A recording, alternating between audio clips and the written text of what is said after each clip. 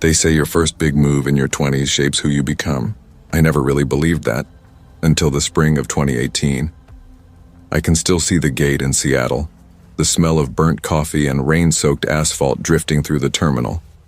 Rachel was dragging her rolling suitcase behind her, the little wheels squeaking over the tile, while Ethan paced beside her, jaw tight, trying and failing to look calm. I watched them from a few seats away, pretending to scroll my phone, pretending I wasn't watching something quietly fracture.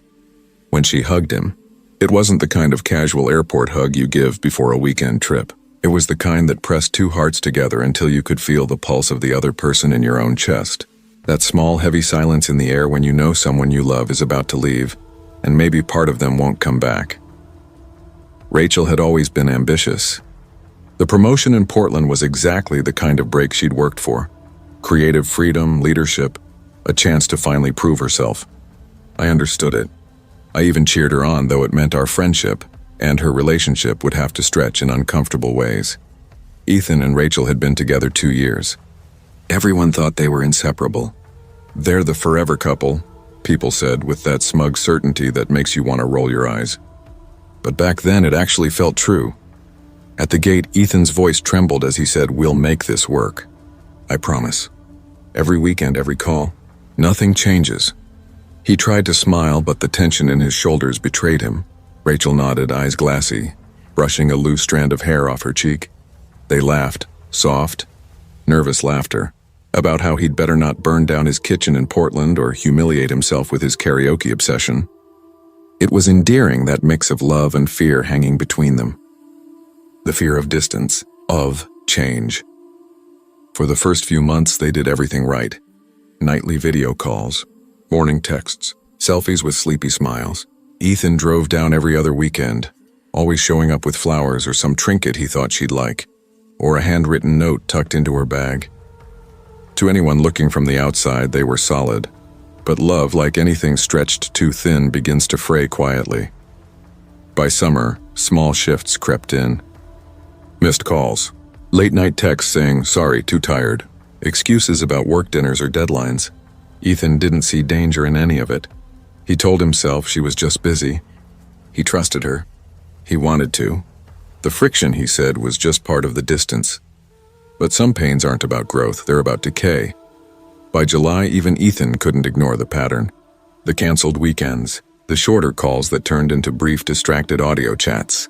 Whenever he tried to talk about future plans, visits, trips, even a simple weekend, Rachel would change the subject with careful skill. One Friday evening, Ethan's best friend Mark handed him a beer and said, "Man, she's slipping away. You feel it too, don't you?" Ethan didn't answer. He didn't have to. Hope has a way of sticking to your ribs even when it's rotting. Love makes you defend illusions long after they've started bleeding out. That night, something in him cracked. Rachel had canceled another visit. Urgent project, can't get away. He couldn't take the distance anymore. Without a word, he grabbed his keys and drove the 3 hours south to Portland, his mind rehearsing the reunion he hoped for. Maybe she'd laugh, throw her arms around him, tease him for being paranoid. Maybe it would fix everything. By the time he reached her apartment, it was close to 10 p.m. The streets were quiet, slick from an earlier rain. He parked a few blocks away, his pulse drumming in his throat. As he passed a small cafe near her building, something caught his eye. Through the wide glass window, Rachel sat at a corner table with a man he didn't recognize. Her hand rested lightly in his. She was laughing, the kind of laugh Ethan hadn't heard in months, not with him anyway. The world seemed to slow around him, sound draining out until all he could hear was his own breathing. His fists clenched, his chest tightened. For a long, unbearable moment, Ethan just stood there in the amber light bleeding from the cafe window, watching the life he thought he had slipped quietly out of reach. For months, Ethan had forgiven the missed visits, the late-night work emergencies, the pauses on the phone that lasted too long. He told himself she was tired, just adjusting to the pressure of a new city. He trusted her because that's what love was supposed to mean. But standing in that small Portland cafe, watching her fingers tangled with another man's, reality hit like a freight train. Rachel had moved on. When she looked up and saw him through the window, her face drained of color. For a split second, her eyes widened. Shock, guilt, fear, all fighting for space on her face. She leaned across the table, whispering something to the man beside her. He turned toward Ethan, studied him for half a heartbeat, and then shrugged, indifferent, like none of it mattered. Rachel came outside, her steps hesitant. The air smelled like espresso and rain-soaked pavement. I didn't think you'd actually come, she said, voice trembling. Her eyes glistened under the streetlight, guilt swimming behind them. Ethan swallowed hard, the taste of metal thick in his throat. "How long?" he asked. The words barely made it past his lips. She hesitated, then whispered, "Since June." Her voice cracked. "I didn't know how to end it with you. I didn't want to hurt you, but..." She stopped herself, looking down. Ethan's jaw tightened. His body moved before his thoughts caught up.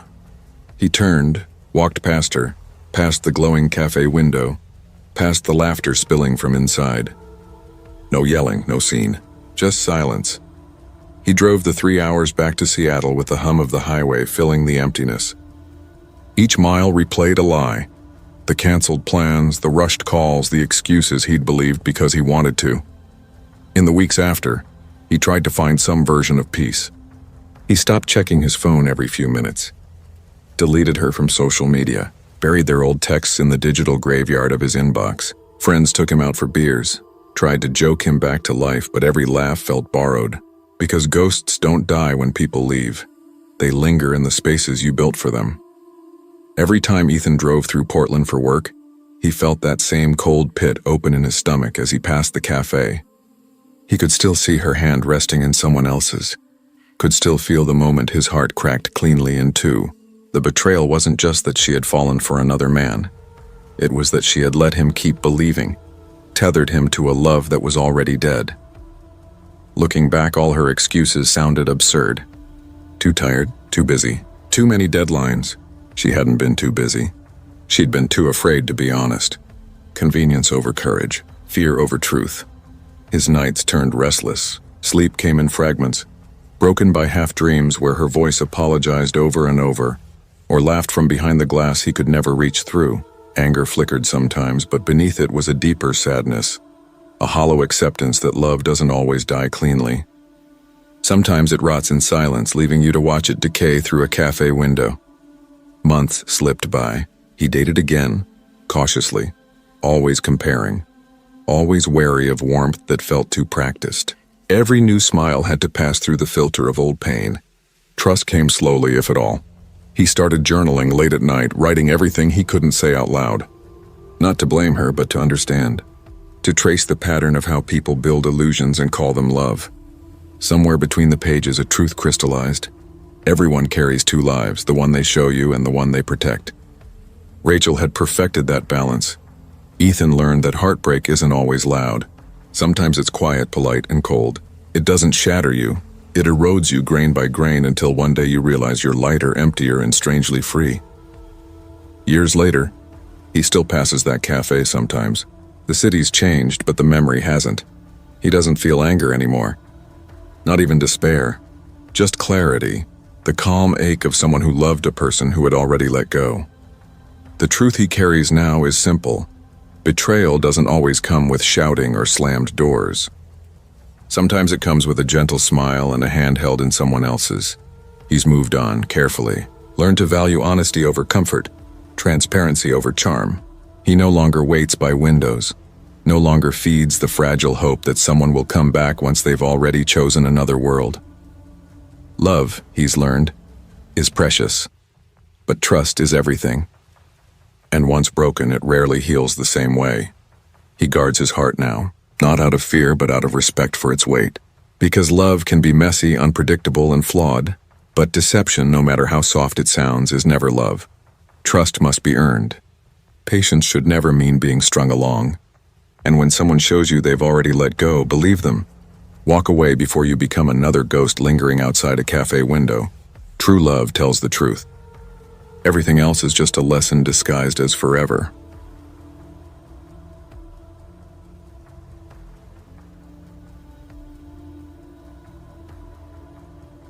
I met Liam during my sophomore year at Boston University. In a sociology class neither of us particularly cared for.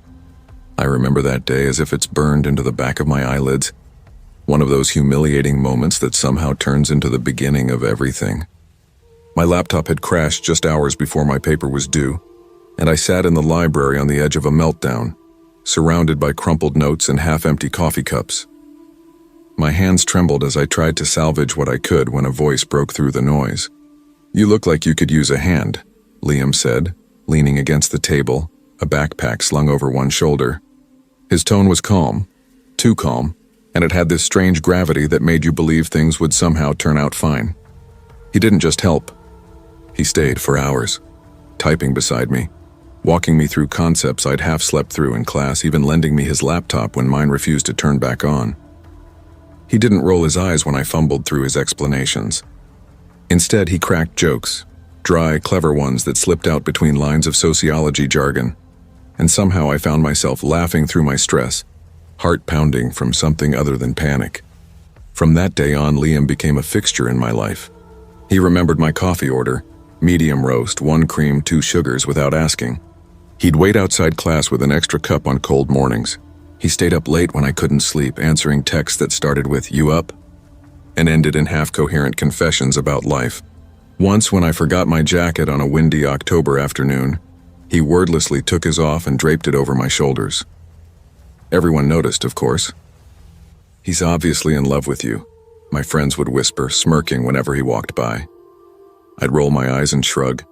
"He's just being nice," I'd say, though part of me knew they weren't wrong. But Liam was safe, dependable, steady in a way I didn't yet appreciate, and I was 20, impulsive, drawn to noise and chaos and men who made me feel alive in the worst ways. I flirted, chased excitement, let myself get caught up in fleeting romances that burned bright and fast. When Liam's voice softened with hints he couldn't quite say aloud, I smiled it away. "You're the sweetest, Liam," I'd tell him, brushing it off like it meant nothing. I never saw the quiet storm brewing behind his calm eyes, never noticed the way his gaze lingered when he thought I wasn't looking, the sigh he tried to swallow when I mentioned someone new, the flicker of pain when I disappeared into someone else's arms. Liam loved me silently, completely, and I mistook it for friendship. His love didn't demand, it waited, patient, invisible. I didn't understand how deeply that kind of love could wound the person carrying it until much, much later. Through the years, he became my safety net. When boyfriends cheated or ghosted or shattered me, Liam was the one who showed up. When I needed a ride home at midnight, he was already in the car, headlights cutting through the dark. When I couldn't afford groceries one semester, I'd come back to find my fridge stocked. No note, no questions. His kindness was a hum beneath the noise of my messy life, a soft constant I came to depend on without realizing it. I remember one night in junior year, sitting on the floor of my dorm room, surrounded by notes from a failed exam. My chest hurt from crying, the kind of crying that makes your throat ache. Liam appeared quietly, setting a steaming cup of hot chocolate beside me. "Hey," he murmured, brushing a strand of hair from my face. "You're stronger than you think, and you don't have to face this alone." I smiled through the blur of tears, leaning into him just a little. The warmth of his hand lingered in my hair, his heartbeat steady beside me. I never stopped to wonder what it cost him to always be the one who stayed. Looking back, I can see it now, the quiet sacrifices, the years of unspoken longing, the devotion I absorbed like sunlight without ever offering warmth in return. Liam's love was a contract I never meant to sign, but I lived inside its terms all the same. I loved him, yes, but not in the way he needed, not in the way he deserved. My love was dependence, his was devotion. Then Derek came along. He was everything I thought I wanted, charming, reckless, magnetic in the way that made my pulse jump. He swept me off my feet with big gestures and sweet words, the kind of attention that felt like oxygen after years of steady, quiet care. Liam noticed immediately. Of course he did. He always knew. When I told him about Derek, he smiled, but it didn't reach his eyes. "If he makes you happy," he said softly, "then that's all that matters." I didn't understand then what that silence meant. The ache buried beneath his calm, the final crack in something that had held for too long. I only understood it later when I told him I was engaged, and his voice for the first time had nothing left to offer. The wedding day felt like a dream I was only half awake for. The chapel smelled faintly of lilies and candle wax, soft music weaving through the hum of whispered anticipation. As I walked down the aisle, Derek's face glowed with joy, eyes bright and sure, but my gaze betrayed me. It drifted past him, toward the back row. Liam stood there, almost hidden in the crowd. His posture was impeccable, shoulders square, expression calm. But his eyes, they were heavy, full of years I had lived through without truly seeing him. When our eyes met, the world fell silent for a heartbeat. I saw everything in that look. Devotion unreturned, love exhausted by waiting, and the quiet resignation of a man finally letting go. It was like facing a mirror that reflected not my beauty but my neglect. At the reception, Liam was flawless. He smiled for the photographs, laughed at the right moments, even raised his glass when Derek clinked his against his own. "To Hannah," he said evenly, voice steady enough to fool everyone, "who deserves all the happiness in the world." The room erupted in cheers and I smiled too, pretending the world hadn't just tilted beneath me.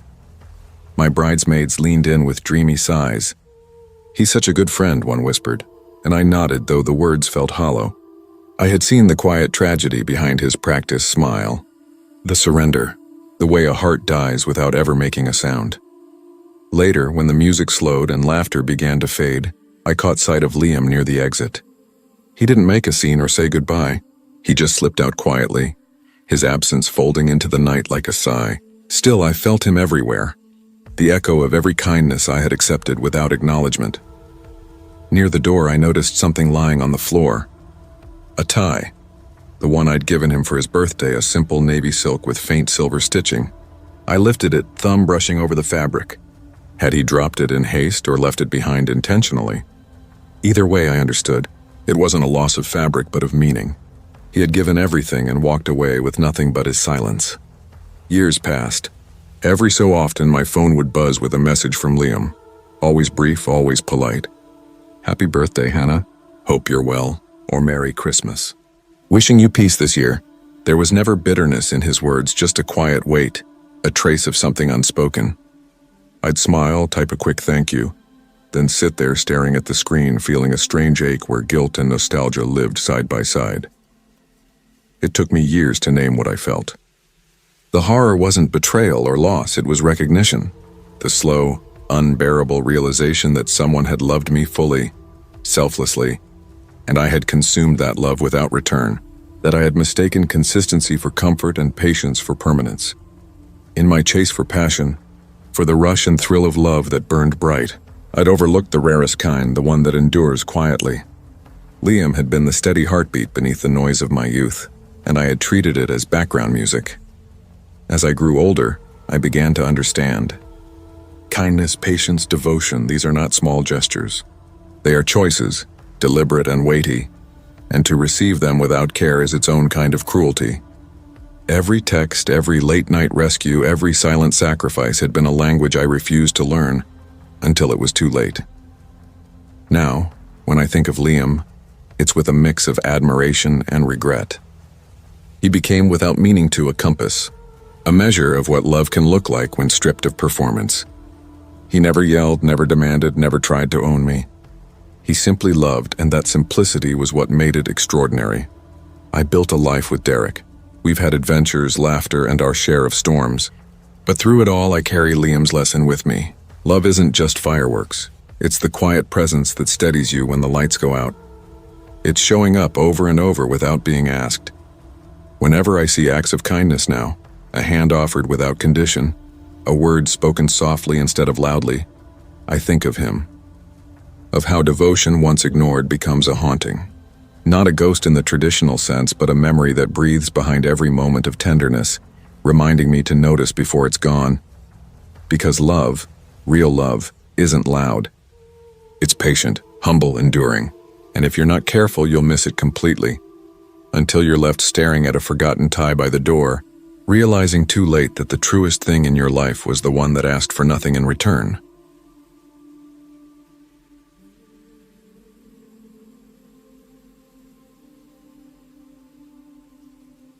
They say you never really know someone until you've seen them at their worst. I used to think that was just one of those Hallmark-sounding quotes people tossed around after a breakup to make themselves feel wise. Back then, I thought I knew Emily completely. 6 years together had to mean something solid, right? We had a rhythm, one that time builds slowly and quietly. Saturday morning coffee runs, the way she'd sing off-key in the shower and laugh when I covered my ears. Those long drives through the back roads of Austin where we'd talk about nothing and everything. Watching the sun bleed orange over the hills, she was my anchor when work stalled. My partner in crime when the bills piled up. The person I pictured kneeling in front of someday, ring in hand. But anchors don't just hold you steady. They can drag you straight down too. It was November 2021, one of those crisp Austin nights when the air had just enough bite to remind you summer was gone. I was helping Emily's younger brother Jason fix his iPad, his homework lifeline, he called it. The kid was sprawled across our couch, eyes glued to the basketball game flickering on the TV, barely pretending to care whether I fixed it. When I finally handed it back, he didn't even look up. "Can you make it work like new?" he said, as if I were some kind of tech support. I laughed under my breath and told him I'd try. That's when I saw her name, Emily's, pop up in the Messages app. Her account had synced through the family cloud. At first, I didn't think anything of it. We trusted each other. At least I thought we did. I scrolled absent-mindedly. Old group texts, memes, her friends gossiping about shows. Then a name stopped me cold. Just 3 letters. JBC. The tone of the messages hit me before the words did. Playful, intimate, sharp in a way that cut deeper the longer I read. She was joking about me, my snoring, how I always lost my keys. Even the way I worded texts. It felt like someone had cracked open our private life and turned it into a punchline. Then came the words that broke me. I miss you. I love you. The same words she'd whispered to me that morning over burnt toast and coffee. My chest went hollow. Jason was still yelling at the TV, completely unaware that my world had just splintered in half. I stared at the screen until the letters blurred. It felt like I'd swallowed a mouthful of ice water that wouldn't melt, that just spread through every vein. 6 years together, and suddenly it all looked like a mirage. Every memory replayed itself with new cracks running through it. I didn't say a word that night. I closed the app, handed Jason the iPad, and forced a smile. Later, when Emily came home, her cheeks pink from the cold, arms full of takeout Thai, she kissed me on the cheek and asked how my night was.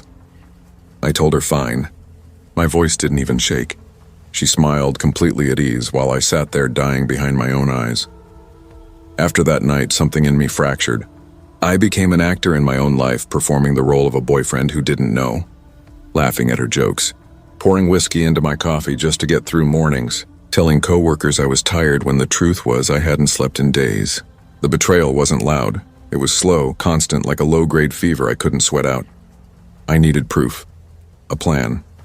So every night while she showered or scrolled through Instagram, I printed copies of those messages, each page a fresh stab to the gut.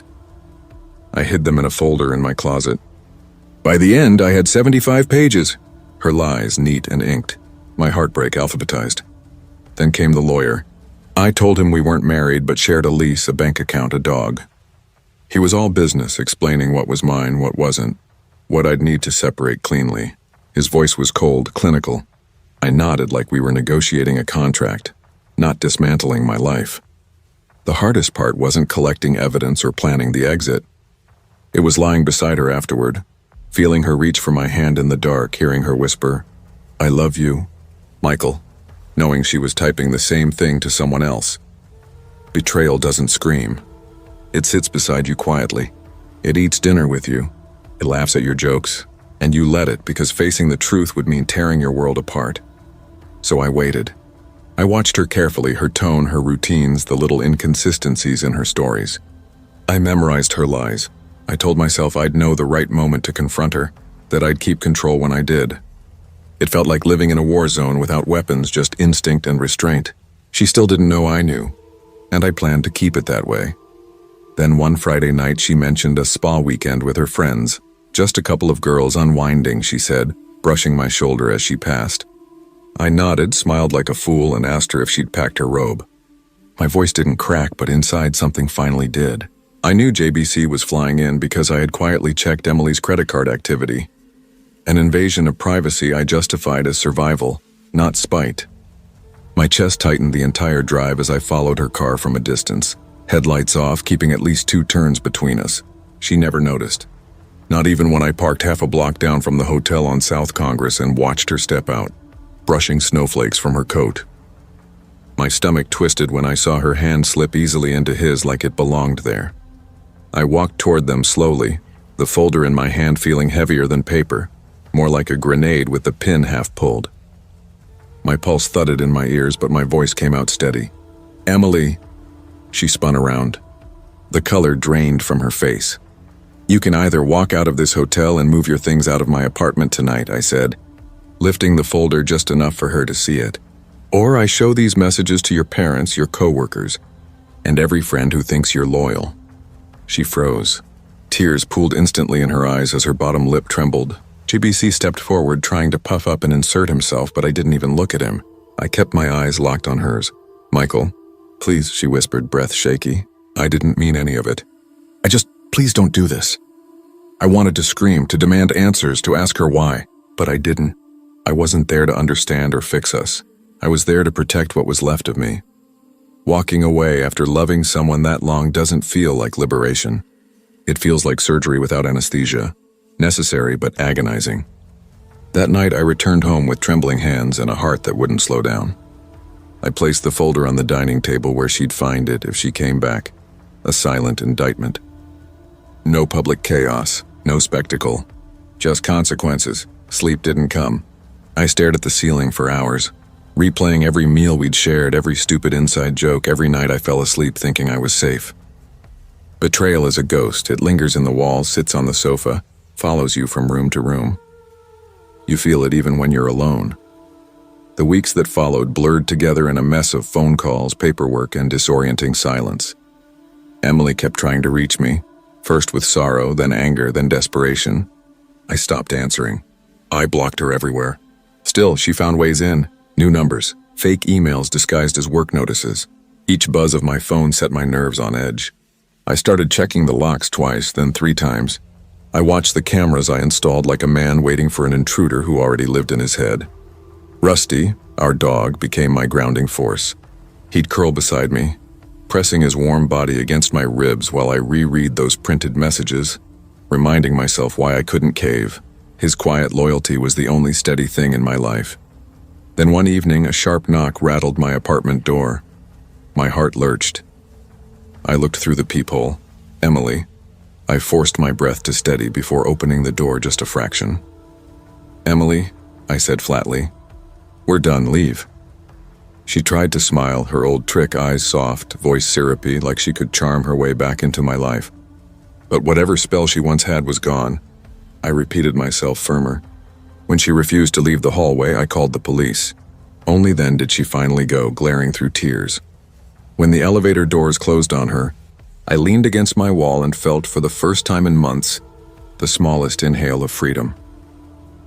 The months after were slow but healing. I changed the locks, adjusted routines, filled the apartment with my choices instead of ours. Therapy helped me untangle the knots she left behind. Emily never disappeared completely. Her family called, mutual friends sent "just checking on you" texts, and every now and then a message from her number would pop up. Polite at first, then unhinged. I never replied. The hardest part wasn't proving her lies or cutting her off. It was facing the question that gnawed at me. How could someone I loved so deeply laugh at my vulnerability and walk away without flinching? Eventually, I stopped needing the answer. By the 1-year mark, I was steady again. I had Rusty, my work, my friends, and a sense of self she hadn't managed to destroy. I focused on people who respected me, on building boundaries instead of excuses. Emily's ghost still knocked sometimes, but it no longer had a key. Love without honesty isn't love. It's a liability. Trust is fragile. Instincts matter. And boundaries, real boundaries, aren't cold or cruel. They're armor, the kind that keeps your heart from bleeding out in someone else's hands.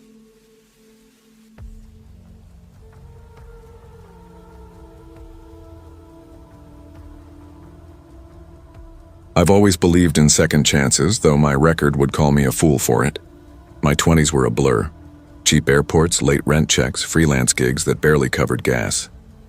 Every relationship I touched ended in betrayal.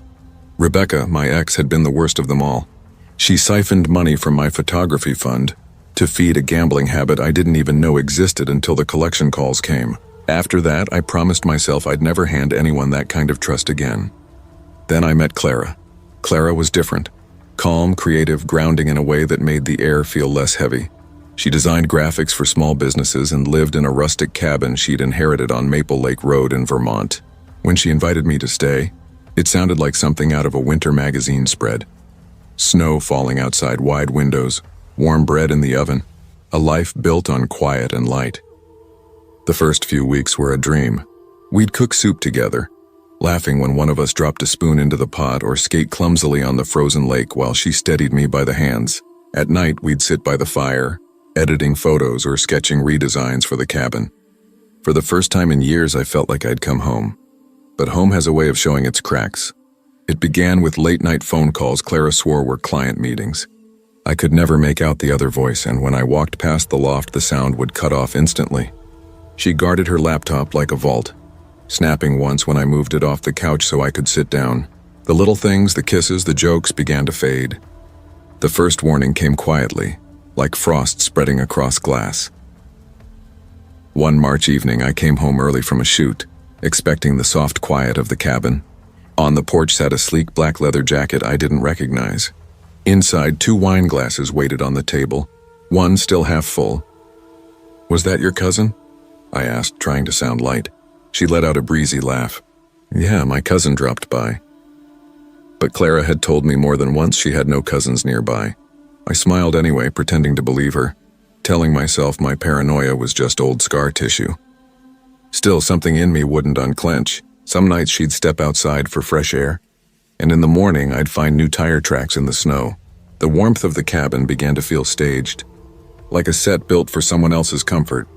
By April, the snow melted into thin rivers along Maple Lake Road. I convinced myself her quirks were harmless, that it was my anxiety twisting reality. That illusion shattered one night when truth finally slipped through. I was editing photos in the living room, coffee steaming beside me, when I noticed Clara's phone glowing on the table. A message preview blinked. "He's asleep, come now." My stomach turned. Then came laughter from upstairs, soft, careless, not hers alone. I moved toward the bedroom, pulse hammering.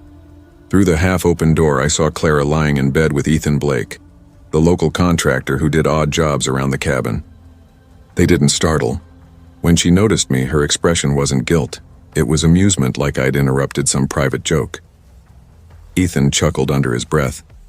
Clara's eyes met mine, calm and cruel. Every shared moment, the soup, the lake, the warmth, collapsed into a lie. I didn't scream or demand answers. I just stood there until my body gave up and I retreated to the couch, shaking. The next weeks crawled.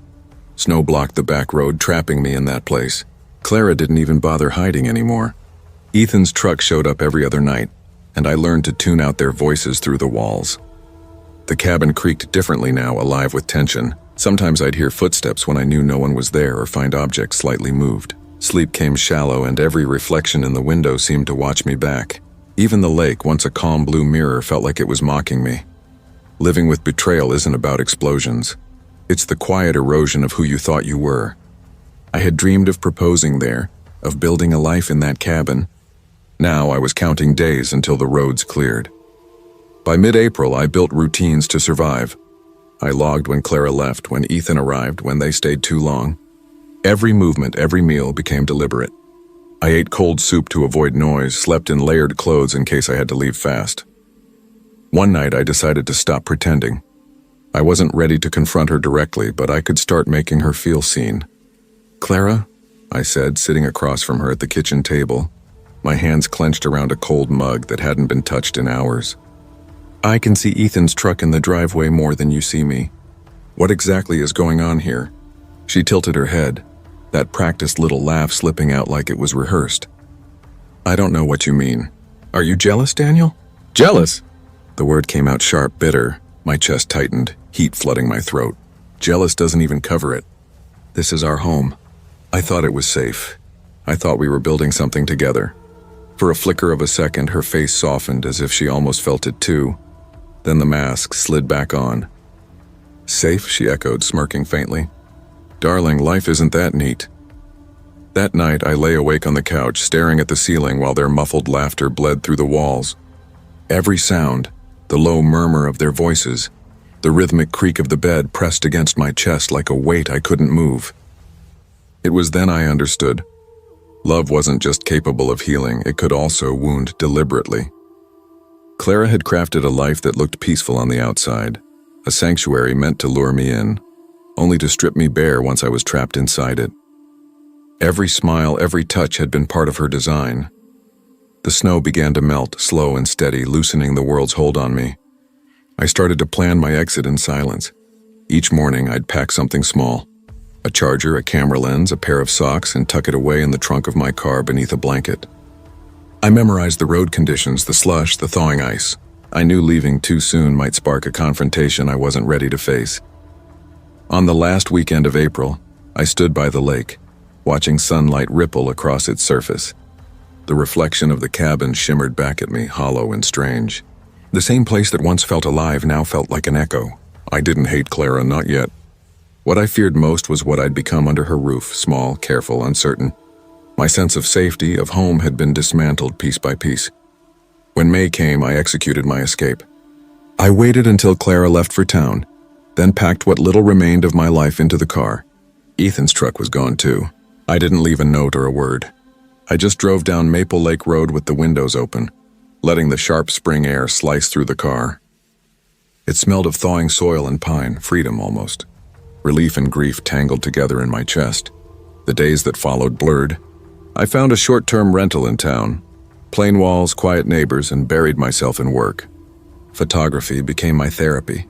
Late nights editing photos of deserted streets, forests heavy with morning light, empty benches under gray skies.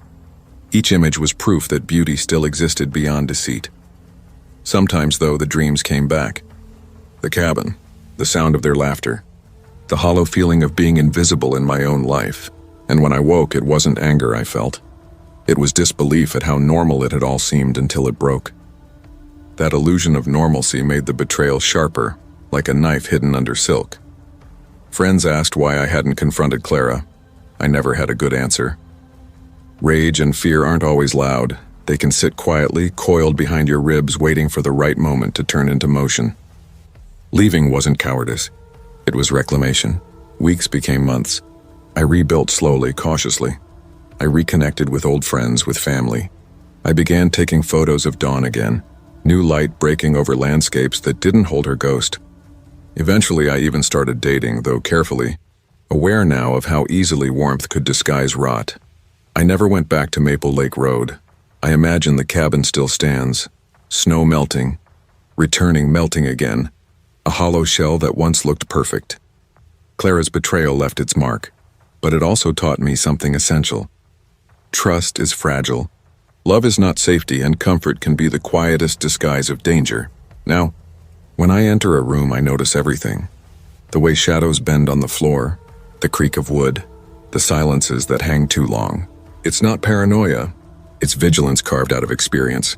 I know now that darkness can live behind warmth, that some people build beauty just to bury decay beneath it. But I also know I survived it. I moved on.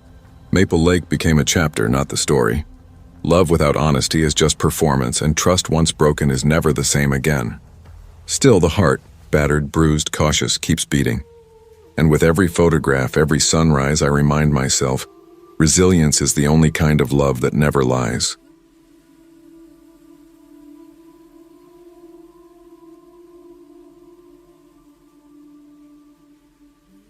I never thought I'd return to online dating after years of failed relationships and slow, humiliating heartbreaks.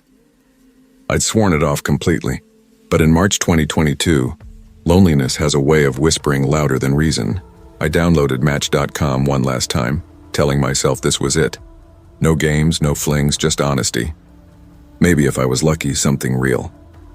I built my profile carefully, choosing photos that felt natural. Me at my desk, coffee in hand, my golden retriever sprawled across the couch, a blurry shot from a hiking trail outside San Diego.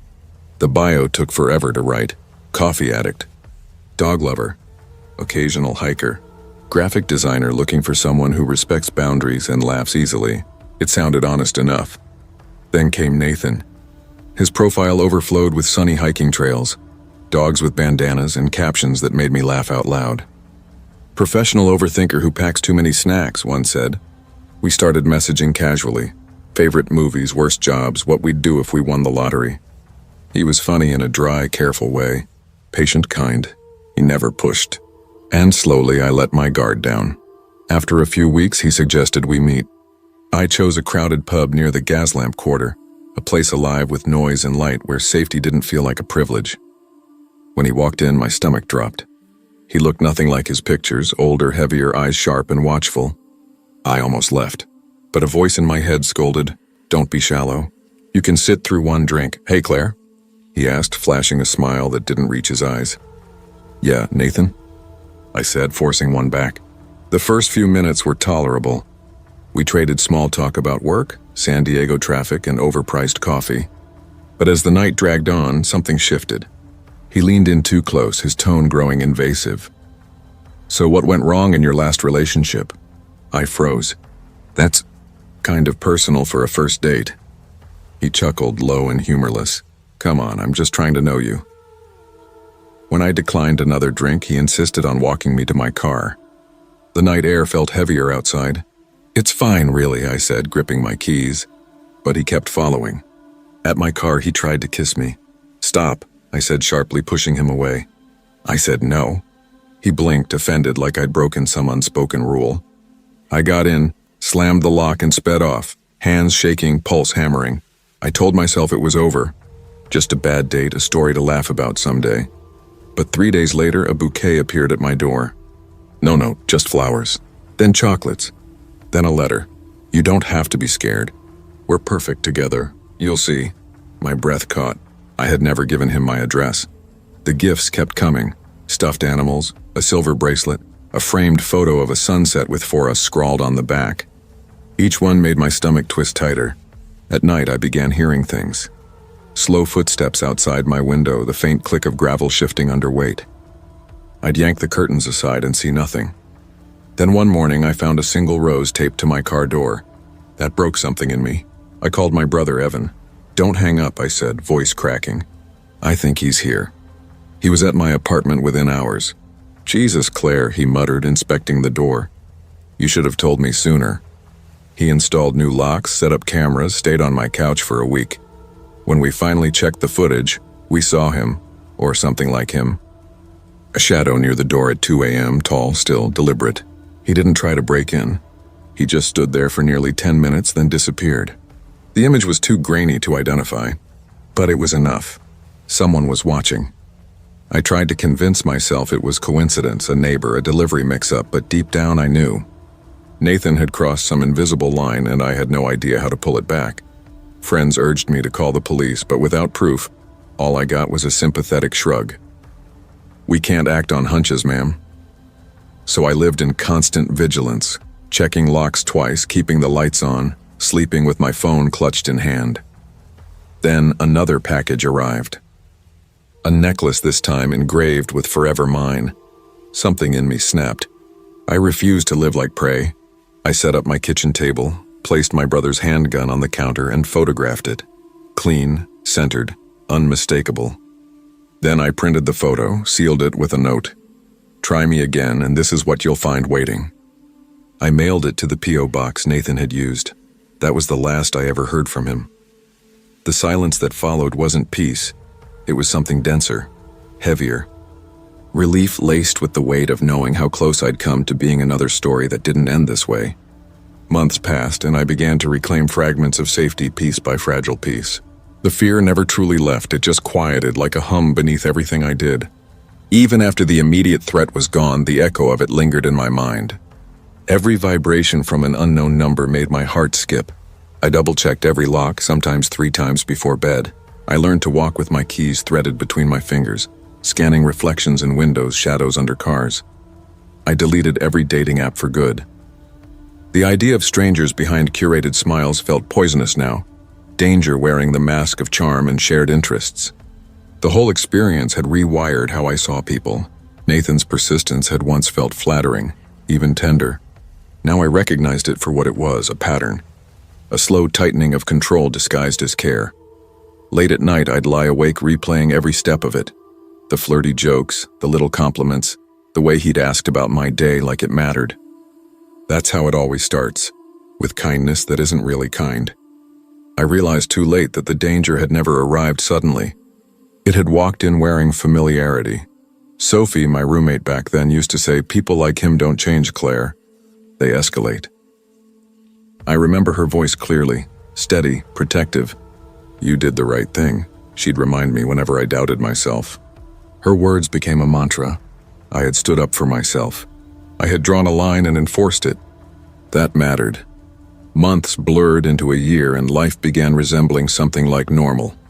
I went back to work, smiled at colleagues again, started seeing friends, always cautious but not caged.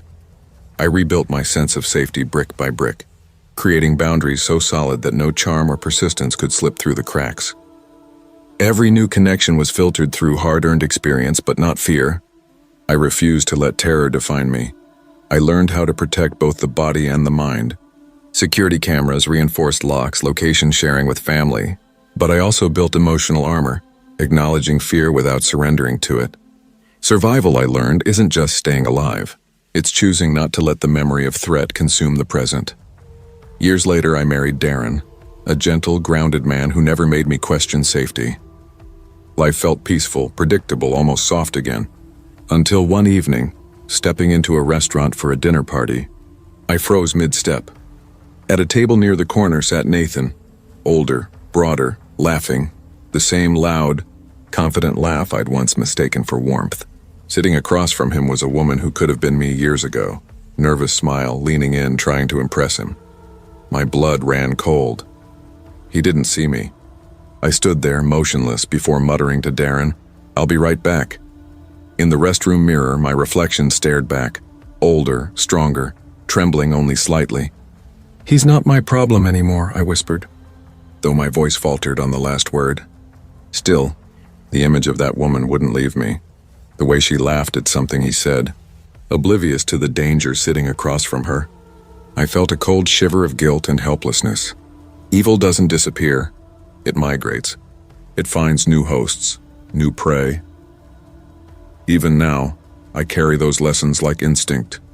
Vigilance, courage, boundaries. They're not paranoia.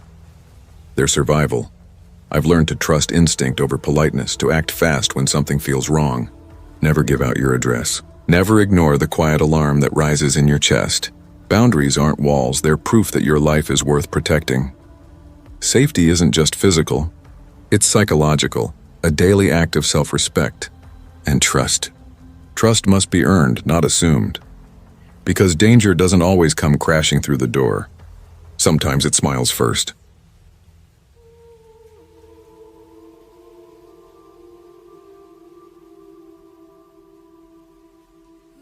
I was 24 when my life started to feel like it belonged to someone else. My father had died suddenly the year before, an aneurysm, the kind that doesn't give you time to say goodbye. Grief had hollowed me out in ways I didn't have words for. The only thing that kept me steady was routine. Every morning I took the same route to the cafe on 3rd Avenue, the one with the chipped teal awning and the smell of roasted beans that clung to your clothes. I'd worked there 3 years, long enough to know every regular's order before they opened their mouth. The college girl with the messy bun wanted 3 shots in her latte. The guy from the law office needed oat milk with cinnamon dusted on top. The older woman in the wool coat ordered a cappuccino extra dry and always left exact change. The rhythm of it all was comforting, familiar. It made the grief manageable. My guilty escape outside of work was TikTok. At first it was harmless. Videos of latte art shaped like hearts, short clips of the espresso machine steaming milk, rainy Seattle streets filmed through fogged glass. My account was small, anonymous. My videos got maybe a dozen views, a few likes from strangers who'd never meet me. Then one Friday, a customer came in and said with a grin, "Make me the strangest drink you can think of." I laughed, filmed the process on a whim, the chaotic swirl of syrups, the exaggerated presentation, and posted it that night. By morning, my phone wouldn't stop buzzing. Thousands of notifications, views, comments, shares. Overnight, my quiet, predictable life had been cracked open. "Hey, you're the coffee girl from TikTok, right?" a guy said the next day while I wiped down the counter. He smiled like he knew me, and just like that I wasn't invisible anymore. People wanted more. They asked for tutorials, behind-the-scenes glimpses, funny customer moments. I started posting daily. Each notification felt like oxygen. Each new follower filled the space my father's absence had left behind. For the first time in months, I felt alive again. Seen, wanted. But then the shadows appeared. At first, the comments were harmless. "Wish you worked at my coffee shop. You make my mornings brighter." Flirty, a little invasive, but fine. Then one username started showing up again and again. "A Carla True. You're prettier without makeup. Don't wear the black apron tomorrow." "Wear green." I laughed it off at first. Creepy, but probably a coincidence, I told Marcus, my coworker, as we refilled the pastry case. "People can see what I wear in my videos." He shrugged. "Yeah, still weird though. Maybe block them." I didn't, I should have. A few nights later, a new comment appeared during my live stream. "Careful walking home alone after your shift." My heart lurched. My shifts ended at 10. No one online should have known that. "Marcus," I whispered as we closed up that night, "can you check outside?" He walked to the window, wiping condensation from the glass. "There's some guy leaning against the lamppost," he said. The laugh that came out of me didn't sound like me. It was thin, strained. My hands wouldn't stop shaking. That night, even in my tiny apartment, the fear followed me. Every creak in the walls made me flinch. I tried to tell myself it was paranoia. During another live stream, I forced a smile, reading comments out loud, pretending everything was fine. Then one message appeared on the screen, glowing white against the darkness of my room. "Your bedroom light flickers too much. Change the bulb." I froze. The lamp beside my bed had been flickering all evening. He'd seen it. My throat closed. The camera's tiny green light glared back at me like an eye. I slammed my laptop shut, my pulse hammering in my ears. Marcus called later. "It's probably just some troll," he said, voice gentle. "No," I whispered, gripping the counter so hard my knuckles ached. "This isn't just online. He's here." It escalated after that. Twice I found my car window shattered after work. Nothing stolen, just broken glass glinting under the streetlight. The second time, there was a note tucked beneath the wiper. "I like the red scarf. Wear it again." I stood there in the cold parking lot, the sound of the city distant and hollow, realizing that the internet hadn't just found me, it had followed me home. I hadn't posted that scarf online. I hadn't even mentioned it to anyone. That was the moment it hit me. He wasn't just watching through a screen. He was following me. I went to the police the next morning, clutching the crumpled note like proof of my own sanity. "Someone is stalking me," I said, my voice thinner than I expected. I showed them the messages, the photos, the videos. The officer behind the desk flipped through them, nodding slowly. "We'll file a report," he said, his tone practiced, detached. "But unless he directly threatens you, there's little we can do." I stared at him, waiting for something, reassurance, urgency, anything. But all I got was a polite smile and the hollow sound of his pen scratching across paper. That calm indifference made the fear worse. I walked out feeling invisible, my pulse hammering against my throat. That night I bought a cheap security camera from a late-night electronics store. The box promised peace of mind, but I could feel my hands trembling as I installed it above my window. I left the app open on my phone, the grainy live feed showing my parked car beneath the streetlight. At 2:14 a.m., my phone buzzed. Movement detected, my breath caught. I opened the app. The camera flickered, then stabilized, showing a crouched figure beside my car. Hood pulled low, shoulders hunched. He was scratching something into the paint. I froze, watching as he straightened slowly, turning toward the lens. Even through the pixelated feed, I could see him clearly. Gaunt face, pale skin, eyes wide and unblinking. Then he smirked, right into the camera. I screamed before I realized it, fumbling for my phone, calling 911. When the police arrived the next morning, I showed them the footage. Their tone changed instantly. No more polite detachment. Within days, they had a name. Jonas Reed, 32, unemployed, living out of his car, arrested for stalking, trespassing, and vandalism. They found things in his vehicle that made my stomach twist. A stack of printed screenshots from my TikToks, pages of notes on my schedule, my favorite drinks, even a hand-drawn map of my route home. He'd been planning every step. After they took him away, I thought I'd feel relief. But the terror didn't fade. It just changed shape. At night, I'd wake to the faintest sound, a creak, a soft tap, and my heart would launch into a sprint. I'd sit up, holding my breath, convinced someone was in the apartment. Shadows stretched longer than they should. Footsteps from the hall above made me flinch. I couldn't tell what was real anymore. The cafe no longer felt safe either. The warmth that once anchored me now felt like a trap. Every face at the counter seemed suspicious. Every stranger could be another Jonas, watching, memorizing. Even my phone, once a source of validation, felt dangerous. I stopped posting. Then I stopped checking comments. Then, eventually, I deleted the app entirely. My digital world, once vibrant and full of connection, shrank until it barely existed. I locked everything down. Double-checked doors. Reinforced the windows. Installed motion sensors in the hallway. Each small precaution made me feel both safer and more caged. Sleep came in fragments, light and restless. My mornings became slow rituals of scanning the street before stepping outside, rehearsing escape routes in my head. Therapy helped. My therapist's office smelled faintly of eucalyptus, and her voice had that calm steadiness I'd been missing for months. She made me name my fear, describe it, shrink it until I could hold it again. Slowly, I began to breathe differently. But the truth remained. Digital exposure had turned into a physical threat. Jonas hadn't needed to touch me to ruin my sense of safety. His intrusion, mental, emotional, invisible, had left scars deeper than any bruise. It took months before I started to feel normal again. I moved to a new apartment, different neighborhood, different commute. I changed my routines, rebuilt from scratch. Eventually, I tiptoed back online, cautiously.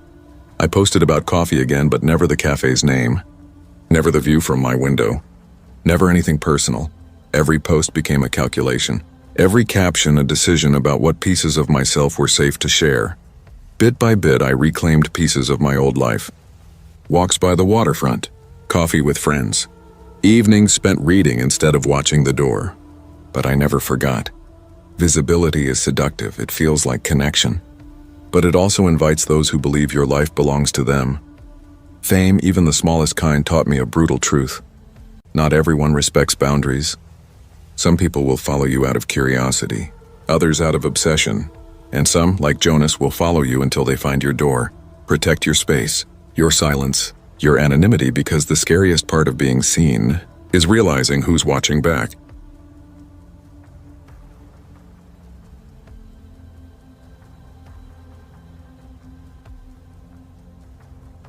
I'd never been a fan of online dating.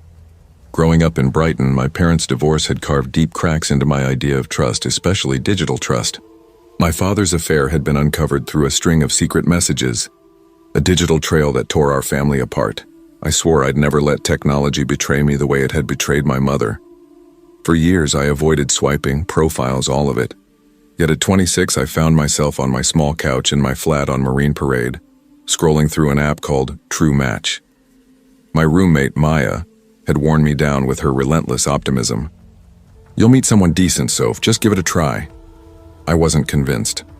I made my profile cautious to the point of paranoia. No last name, no workplace, no location tags. My bio was minimal. Teacher, coffee addict, loves old bookstores. I told myself that was safe enough. I wasn't going to be another person fooled by a smiling profile picture and easy charm. Then I matched with Adrian Walsh. He was different. No cheesy pickup lines, no emojis stacked like confetti. He asked about my favorite author, about childhood summers by the sea, about what I missed most when it rained. His questions were careful, disarming. I remember feeling something rare, relief. Someone was actually listening. Soon we traded voice notes. His tone was calm, steady, threaded with warmth. The kind of voice that made you unclench without realizing it. After a week of cautious back and forth, he asked for my number. My heart fluttered and tightened at once. But his patience had earned a sliver of trust, so I gave it. Texting outside the app felt strangely intimate, like stepping into a quieter room. Our conversations had rhythm, small jokes, stories from my classroom, complaints about cold mornings. For the first time in years, I felt light, almost normal. It all shifted the night he asked for my Instagram. I hesitated, thumb hovering over the keyboard. My account was private, family, close friends, no one else. "I'm not comfortable with that yet," I typed, careful not to sound harsh. The reply came instantly. "Oh, don't worry. I've already found you." My stomach clenched. I stared at the message, reading it again and again. What did that mean? Soon, his text began referencing things he shouldn't know. A photo of me at Brighton Pier. A shot with blurred student art behind me. The cafe where Maya and I grabbed coffee every Friday. I hadn't told him about any of it. My skin went cold. He had traced my life through digital breadcrumbs, reverse image searches, tags, maybe even location data. Every boundary I thought I'd set had been an illusion. Then came the messages that made me stop breathing. "I saw you ordering your usual cappuccino. Didn't realize you'd be here today." At first, I clung to rationality. Maybe it was coincidence. Maybe he lived nearby. But that comfort died with the next message. "You should really draw your curtains, Sophie. Anyone could be watching." Fear settled in like damp air that wouldn't lift. I told Maya everything one night over tea, my voice shaking. "I think he's watching me." Her face drained of color. "You need to go to the police now, save everything, screenshots, times, dates." But what crime could I report? He hadn't touched me. He had only invaded inch by inch until even my silence felt unsafe. Then my phone rang at work. It was the principal. His voice was uneasy. "Sophie, someone emailed the school pretending to be you. They asked for student photographs for a class project. We didn't send anything, but I thought you should know." I felt the world tilt. Adrian had crossed the invisible line, from digital obsession into my real life. My breath caught as the realization hit. He wasn't just watching me anymore. He was inside my world. The paranoia I'd tried so hard to keep at bay became impossible to ignore. Every narrow lane in Brighton looked menacing. Every car that slowed near me after dark felt like a threat waiting to unfold. I changed my routines, left home at odd hours, stopped going to the Friday coffee shop, checked locks and windows until my knuckles ached. I deleted my dating profile, blocked his number, even bought a new phone, but nothing erased the feeling that he was always one step ahead. His presence was invisible yet everywhere, like static you couldn't switch off. Sleep became a stranger. I'd jolt awake at 3 a.m., certain I heard footsteps in the hallway outside my bedroom. The smallest sound, a creak in the floor, a car engine idling down the street, sent adrenaline surging through my chest. I told myself it was nothing, that I was being irrational, but then my mind would replay the thought of Adrian watching, quietly, from somewhere I couldn't see. Teaching became my only refuge. In front of my students, I could pretend I was fine. But even at school, the illusion cracked. I started noticing unfamiliar faces loitering near the gates, people who seemed to glance toward my classroom windows a little too long. Every new message notification made my stomach twist, my hand hovering before daring to open it. Maya begged me to go to the police. "You have to, Sophie. You can't live like this." But each time I tried, the same helpless frustration took over. Without a clear threat, without something physical, the officers could only shrug sympathetically. No fingerprints, no trespassing, no crime, just me, unraveling under something they couldn't see. One evening still plays in my head. I'd stayed late grading papers and was walking home through the narrow lane behind my favorite bookstore. My hood was pulled low against the cold. The sound of my own footsteps echoed back too loudly. A black car slowed beside me, idling. My heart stuttered. The driver's window rolled down. For a second, I braced myself to see his face, but the seat was empty. Just shadows, I told myself. Just shadows. By the time I reached my flat, my hands were shaking so badly I dropped my keys twice. It hit me then. Adrian didn't need to be near me to own my fear. His obsession had seeped into every corner of my life. Every online trace I'd left, photos, posts, places, had become a roadmap for him. I no longer trusted technology, or worse, my own judgment. So I erased myself. Deleted every social account. Deactivated my email. Changed numbers again. I even moved just a few blocks away. But it felt monumental. A desperate attempt to outrun a ghost made of data. I installed motion sensors, replaced the locks, and stopped going out alone after dark. Even grocery runs felt like tactical operations. Maya tried to keep me grounded. "You can't let him win," she'd say softly, touching my arm. "You're stronger than this." I wanted to believe her. But strength doesn't cancel fear. It doesn't erase the knowledge that someone has seen you, studied you without ever laying a hand on you. Adrian's invisible presence had rewritten my reality. I began to understand that safety wasn't about deadbolts or police reports, it was about control. About reclaiming what parts of myself I allowed into the world. Each precaution I took wasn't just protection from him. It was a boundary between me and the fragile illusion of normalcy I'd lost. Months passed. Slowly, the panic dulled. I could breathe again, though the air never felt as clean. I eased back into teaching, cautious but present. I visited the bookstore again, taking new routes each time. I let a few colleagues into my trust. When I finally began dating again, I did so with care, never online, never blindly. The hardest truth to accept was that the danger had never arrived with a bang. It had crept in, disguised as kindness, wrapped in patience and attention. He hadn't shattered my world overnight. He'd eroded it one detail at a time. I had let him in through the smallest door, one harmless message, and it had cost me the quiet peace of simply existing. Now I live carefully. I trust cautiously. I still love the small things, books, coffee, the sea, but I guard them differently. The internet, once a window to connection, is now a glass I approach with deliberate steps. I survived the invisible invasion, but it changed me. I learned that the most dangerous monsters don't need to break in. They just need you to let them follow. In a world where technology remembers everything, vigilance isn't paranoia, it's self-respect.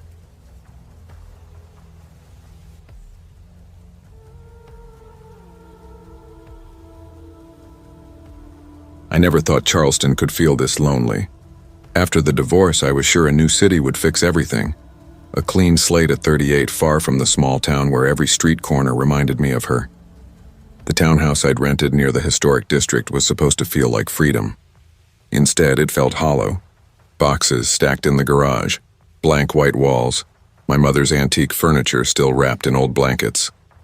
I told myself I wanted simplicity, but I hadn't realized how silence could amplify your own thoughts until the house started echoing with mine. I worked remotely in finance, steady, predictable, safe. The kind of work that keeps the lights on but drains the color out of your days. Mornings bled into evenings and weekdays melted into one another. Weekends were the worst. That was when I caught myself scrolling through contacts, hovering over names I'd already lost. So I started looking for something real again, something that didn't live behind a screen or inside a spreadsheet. The local library's book club seemed harmless enough. A dozen people, mostly kind, chatty, a little eccentric. We talked about poetry and novels like people trying to sound thoughtful. That's where I met Sophie Turner. She was 27, 10 years younger, but carried herself like someone twice that. Quiet, deliberate, the kind of person who listened before deciding if she wanted to exist in the room. Her soft brown eyes lingered on the pages she read, tracing words like they might bruise if she turned them too fast. When she smiled, it came with hesitation, as if she needed permission. At first, it was just small talk. What did you think of the ending? Have you read the sequel? Polite exchanges that slowly stretched into longer conversations. She laughed easily but never too loud, asked questions that made me think instead of filling silence. When I finally asked if she wanted to have dinner sometime, she said yes without hesitation. Too casually, maybe. I told myself it was normal.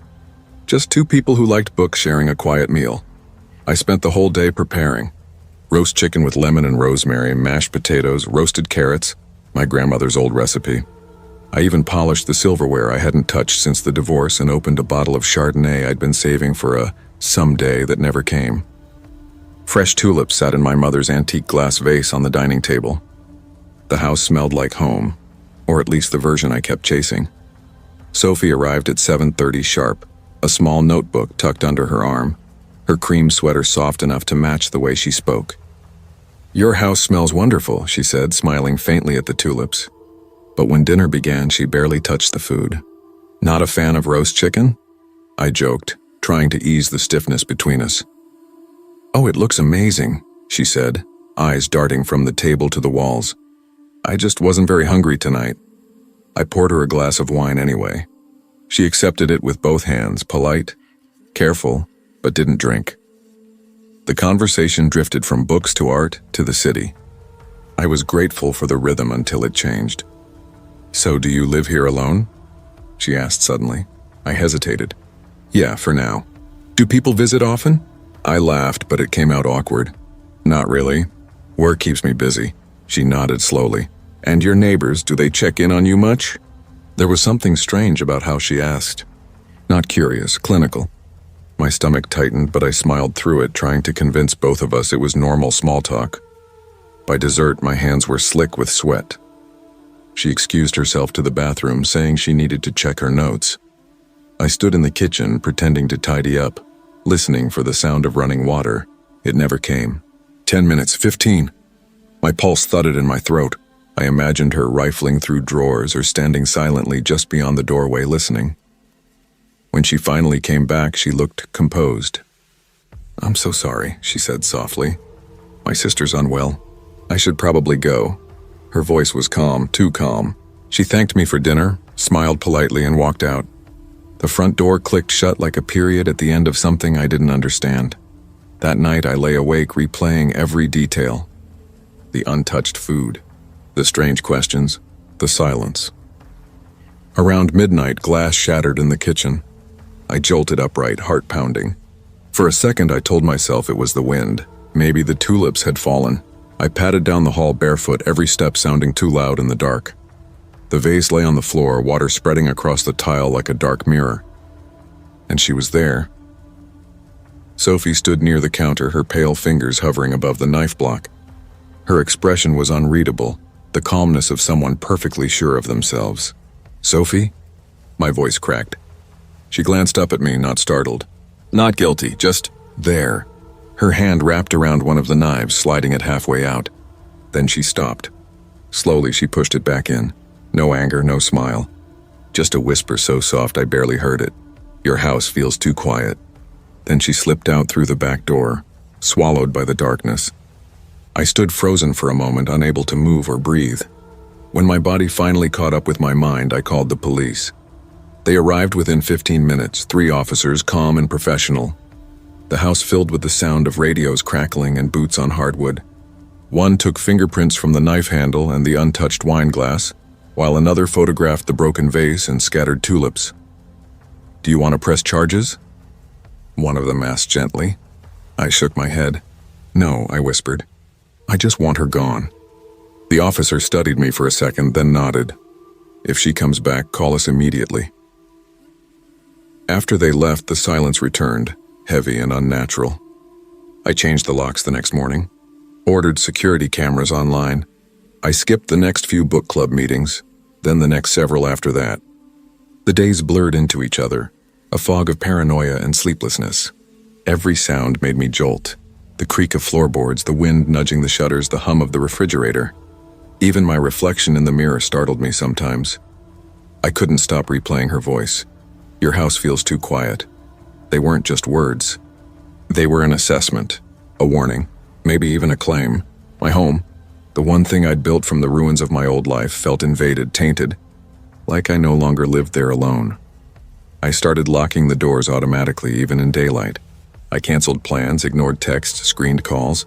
Any visitor who came by, I checked against the book club roster just to be sure. Charleston, once the place that had promised me peace, began to feel like a beautifully painted cage. Friends tried to help. "You're safe now," they said. "She's gone." "I know," I'd answer. But I didn't, not really. Fear doesn't take hints. It lingers, coiled somewhere behind your ribs. I stopped cooking the meals that used to comfort me. The smell of rosemary and lemon made my stomach turn. I stopped buying flowers. The house became sterile, stripped of color, exactly as Sophie had implied it should be. Quiet, controlled. At night, I made rounds like a security guard.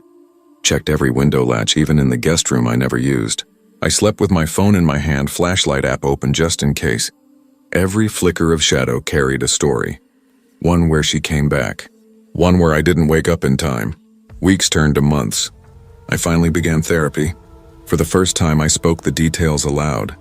Her tone, her eyes, the deliberate calm she carried like armor. My therapist said loneliness had made me porous, open to people who looked harmless because I wanted to believe they were. That vulnerability wasn't a weakness, but a door. Sophie had just walked through it. Over time, I tried to reclaim my life in small ways.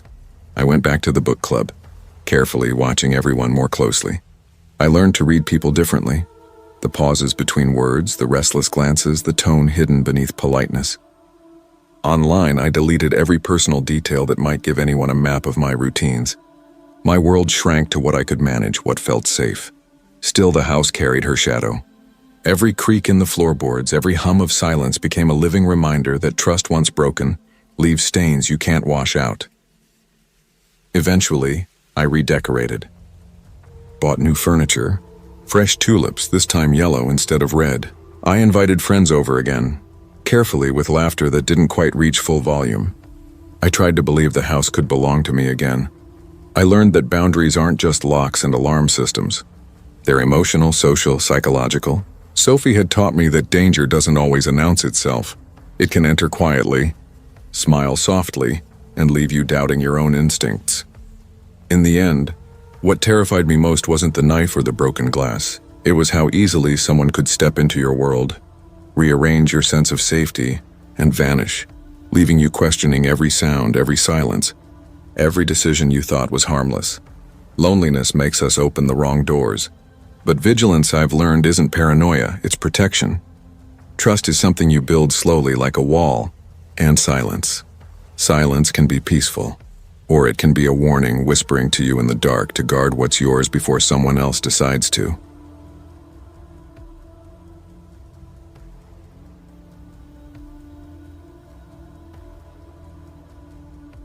I never thought I'd be the kind of person who could watch love slip away, slowly, quietly, like sand through my fingers. At 29, I believed I had everything with Hannah Clark. We'd been together since high school, 10 years of shared secrets, late-night drives, and inside jokes that belonged to no one but us. People used to smile when they saw us together, nodding knowingly as we held hands in the hallways or lingered under the gym bleachers after football games. That easy affection followed us into college, into our first jobs, and eventually into the tiny apartment with the squeaky floorboards where we thought we'd build a life. Hannah was unlike anyone I'd ever known. Bright, creative, stubborn in all the ways that made her feel alive. She worked at the community theater, writing scripts, directing plays, chasing her dreams with a relentless fire that made me proud.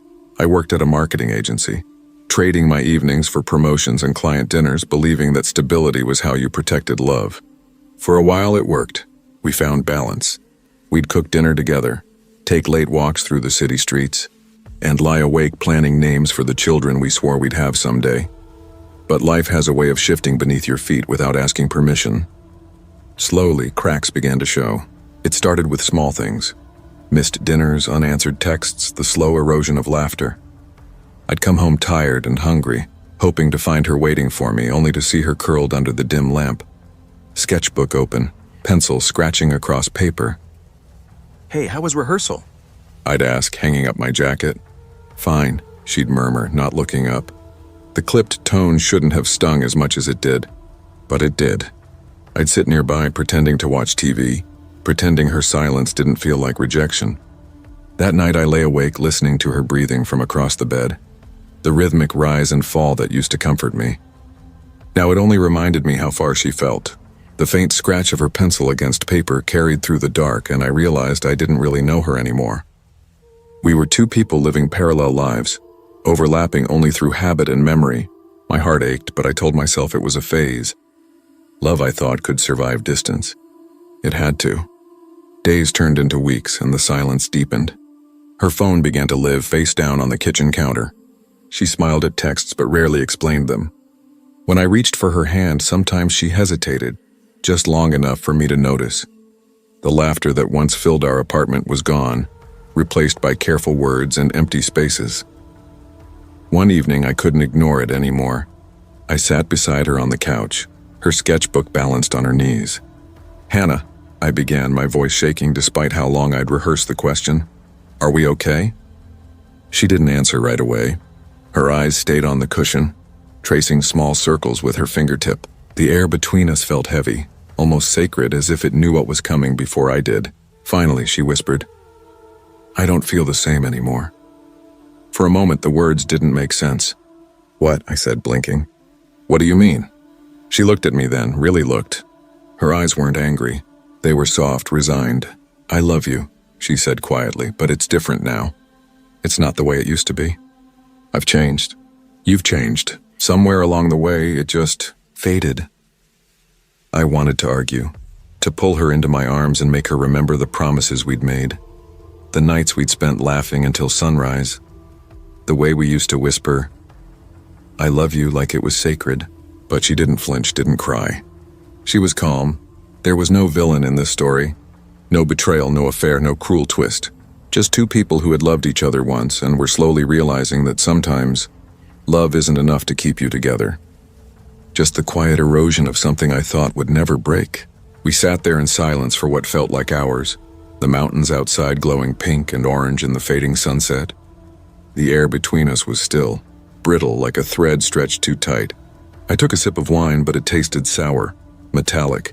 Hannah traced the rim of her glass slowly, her lips pressed into a thin, trembling line. "I wanted to tell you sooner," she said finally, her voice barely above a whisper. "I just didn't know how." I nodded. My throat felt dry. There was nothing left to say that wouldn't sound small beside the enormity of what we were losing. No shouting, no accusations, just the unbearable quiet of something ending. The next morning, her toothbrush was gone. The closet hung half empty, the scent of her shampoo fading from the air. On the table lay a single note in her careful handwriting. "Thank you for everything. Please don't hate me. I didn't hate her. I couldn't."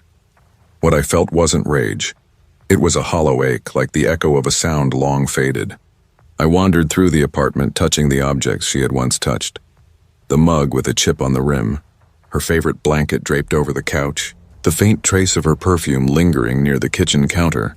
The rooms felt alive with her absence. For weeks I moved through my days in a haze.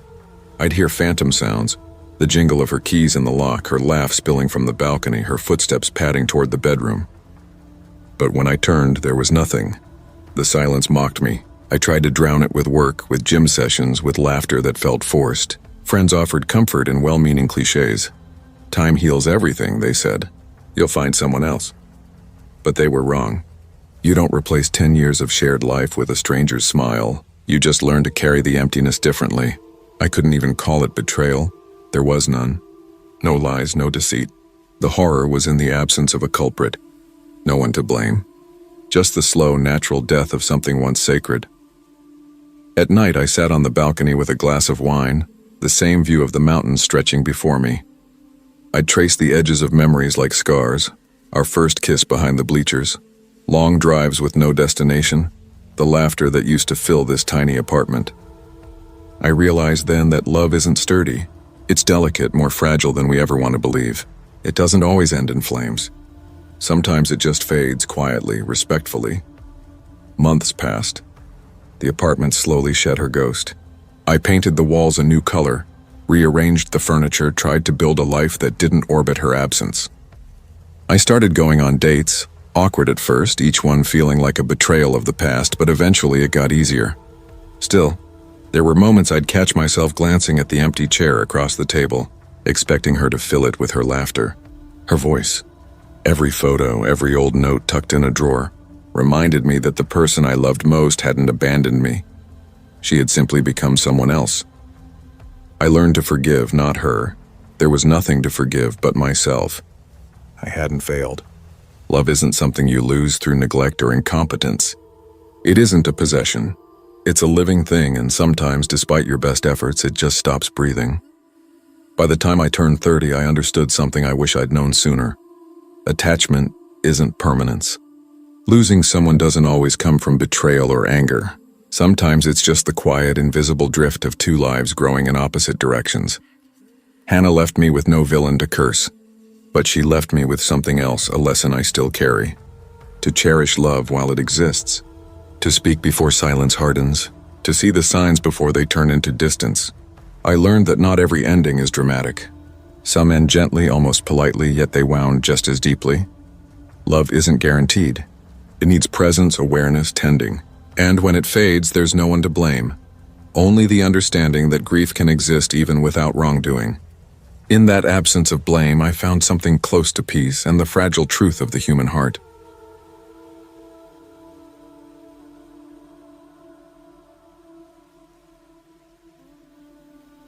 I never imagined my life could feel so fragile. At 34, I was running a small graphic design studio in downtown Portland, Maine, living with my wife, Clara. and our 10-year-old daughter, Emily. From the outside, we looked like a normal family. Dinners around the table, school drop-offs, and a dog that barked at every delivery truck. But underneath, our home had been quietly fracturing. You could feel it in the air each evening when I walked through the door, thick, oppressive, like humidity before a storm. Clara had changed.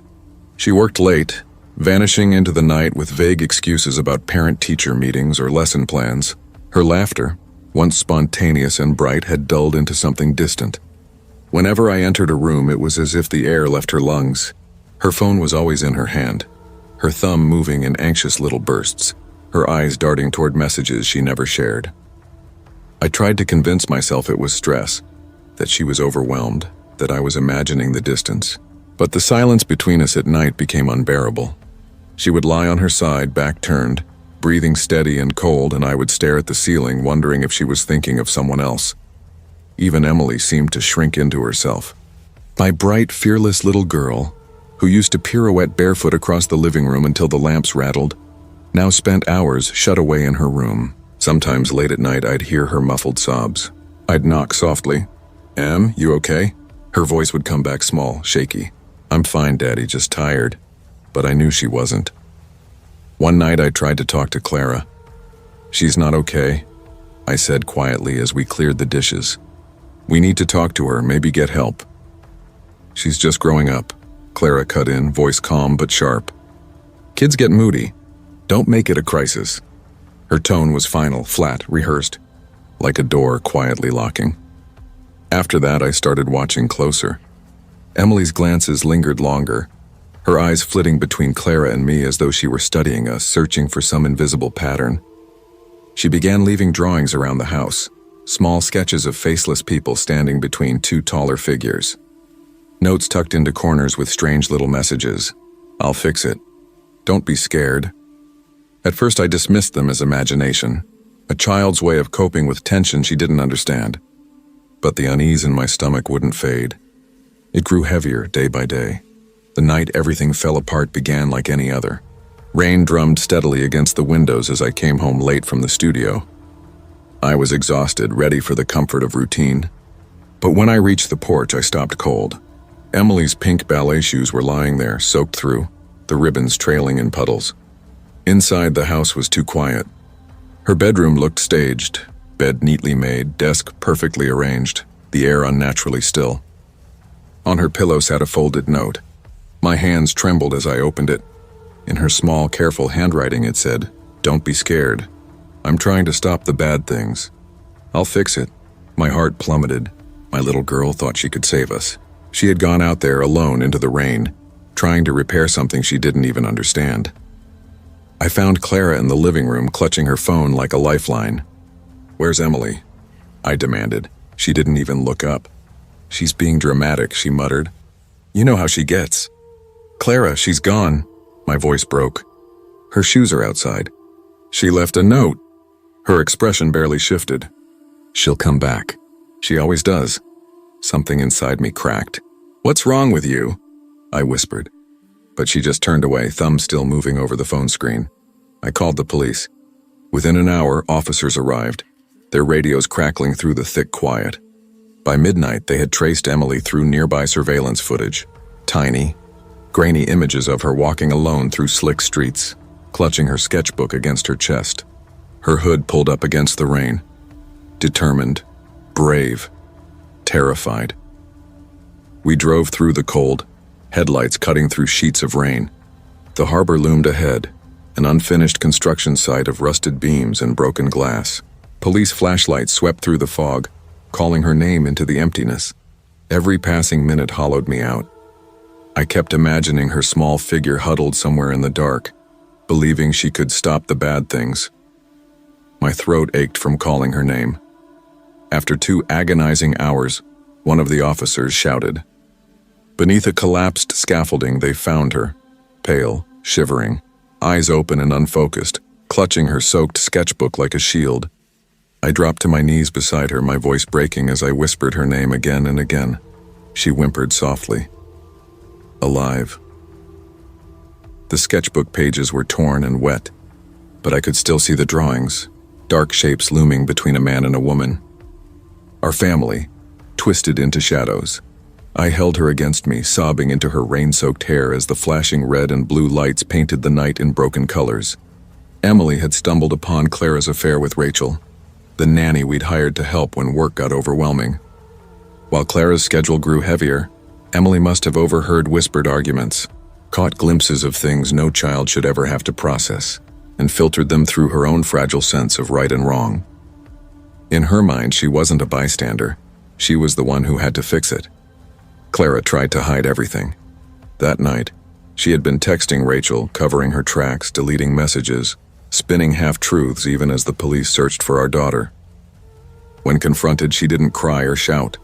Her face was ghostly pale, her words measured, her tone eerily calm, like she'd rehearsed it all in advance. I remember looking at her and feeling something inside me collapse. I couldn't trust her again, not after Emily had nearly paid for the mess we created. The weeks that followed were suffocating. Clara was arrested and charged with obstruction, and Emily and I moved in with my sister. The house sat empty, a hollow monument to everything that had gone wrong. Every detail hurt. The damp ballet shoes still on the porch, the folded note on Emily's pillow, her soaked coat hanging by the door. My studio work fell apart. I'd stare at blank pages for hours, sketches dissolving into meaningless lines. Clients waited, emails went unanswered. My mind was stuck replaying the night she disappeared. Emily changed too. She withdrew further, her drawings darker, more deliberate. She filled page after page with shadows and faceless figures standing between two blurred shapes, a man and a woman. Even without words, I could see her understanding. She was drawing the distance between her mother and me, the invisible walls she felt pressing in. We talked often, quietly, about boundaries, about how adults sometimes make mistakes too big for children to repair. "You're not supposed to fix grown-up problems, sweetheart," I told her one night as we sat on my sister's porch. She nodded, eyes fixed on the stars. I thought, if I made it stop, you'd both be happy again. My chest tightened. "That was never your job, Emily. You just have to be a kid. I'll handle the rest." I took her hand and promised out loud that she would never have to carry that weight again. Life rebuilt itself in small fragments. Clara's presence faded into the background, her absence becoming a permanent part of the walls. I went back to the house eventually. It smelled of dust and rain, like something that had been waiting too long. I bought Emily new ballet shoes, clean, white, untarnished, and placed them neatly in her room. She smiled faintly when she saw them. We returned to routines, early breakfasts, quiet walks to school, simple dinners at the kitchen table. The police closed the investigation. Rachel was dismissed. The silence that once haunted the house began to feel peaceful again, earned, not empty. Through therapy, we both started to heal. Emily's small, patient hands continued to draw, but her sketches changed. Lighter lines, open spaces, small suns peeking through the corners of her pages. "You don't have to draw the shadows anymore," I told her once. She shrugged, smiling. "Sometimes they make the light look brighter." I learned what real protection meant. It wasn't just locking doors or calling the police. It was making sure she never felt alone with her fears again. I learned the cost of secrets, the damage of silence, and how easily children try to mend the things adults break. Months passed. One evening, I watched Emily twirl again in the living room, her laughter soft but genuine. The lamps rattled just like before. I returned to work, slowly rediscovering focus, rediscovering something like peace. The note she'd left that night, "Don't be scared. I'll fix it," still sits folded in my desk drawer. Sometimes I take it out and read it, not as a reminder of what we lost, but of what we almost lost forever. I've learned that responsibility isn't just about ourselves. It extends to the fragile hearts watching us, learning from us, believing in us. Lies and neglect ripple outward. They shape the very way a child feels safe in the world. Vulnerability isn't weakness, it's trust. And when that trust is broken, it leaves echoes that last a lifetime.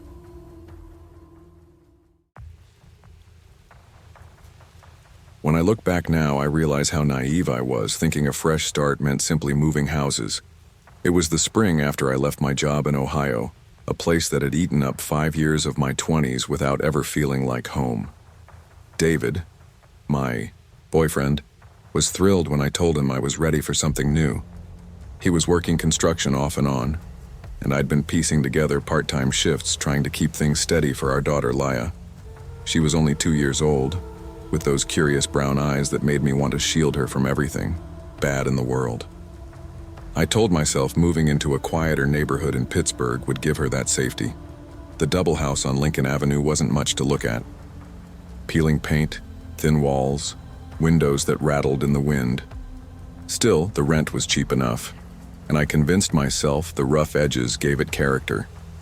The left side was ours, the right side belonged to a couple in their 60s who mostly kept their curtains drawn. Beyond them lived Carl and Patty.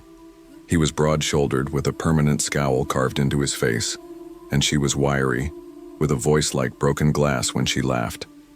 They waved when we first moved in, but even that felt more like a performance than a welcome. David brushed it off. "They're just private," he said, hauling another box inside. "Give it time." I wanted to believe him. The first weeks passed quietly enough. I spent my mornings cleaning, setting up Laya's small room and making the place feel like ours.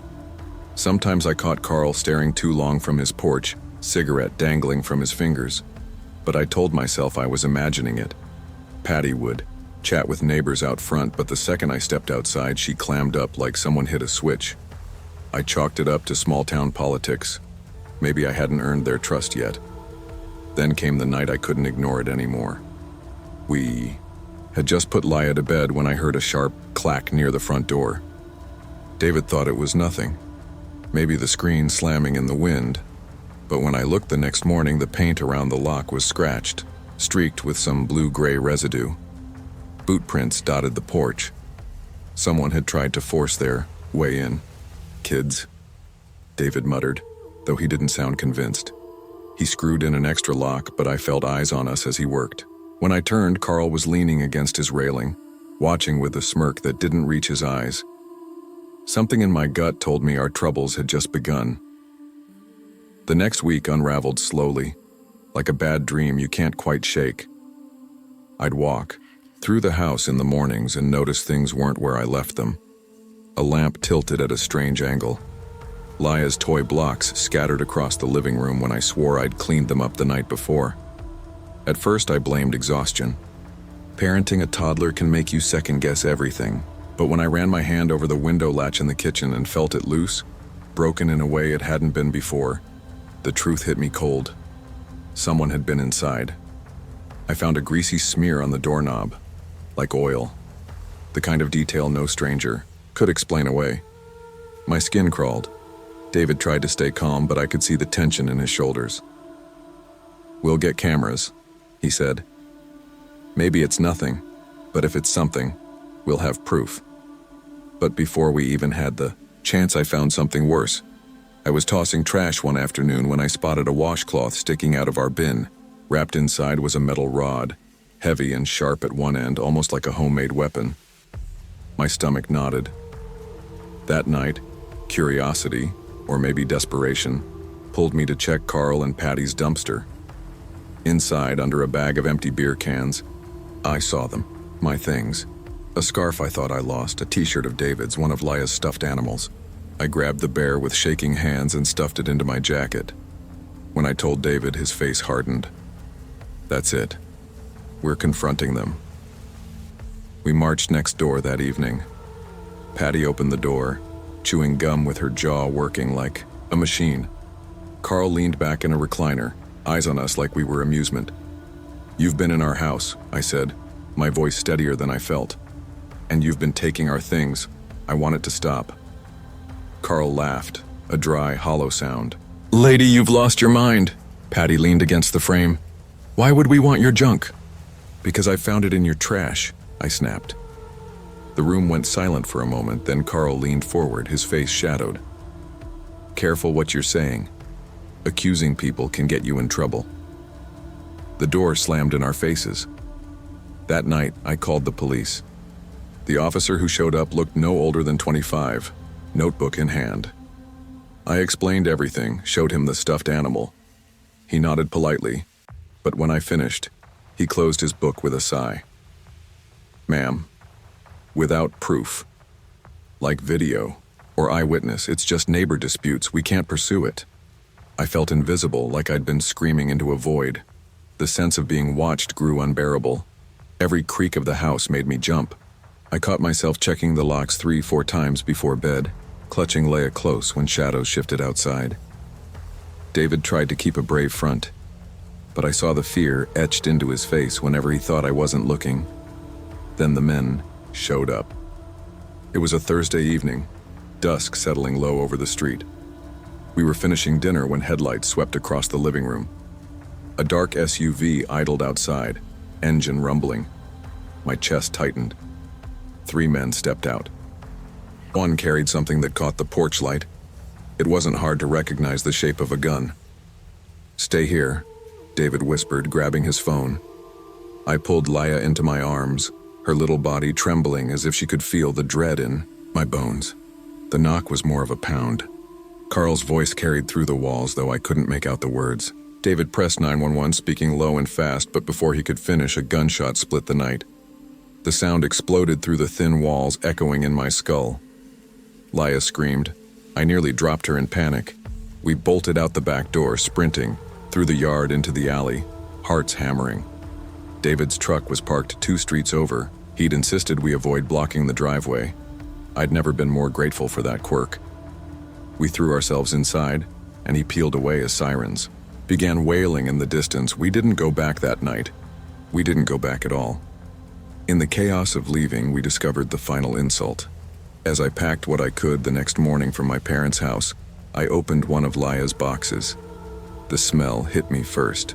Acrid, chemical, bitter. Her clothes were damp, discolored, ruined. Weed killer. Someone had poured poison across her belongings, soaking into fabric meant for a toddler. I dropped the shirt in horror, gagging as the fumes clung to my skin. David stood beside me, his jaw tight. They wanted to hurt us. They wanted to hurt her. The thought made me sick. All those nights, all those times I brushed off my instincts, telling myself I was paranoid. I'd been right. Someone had been inside, watching, planning.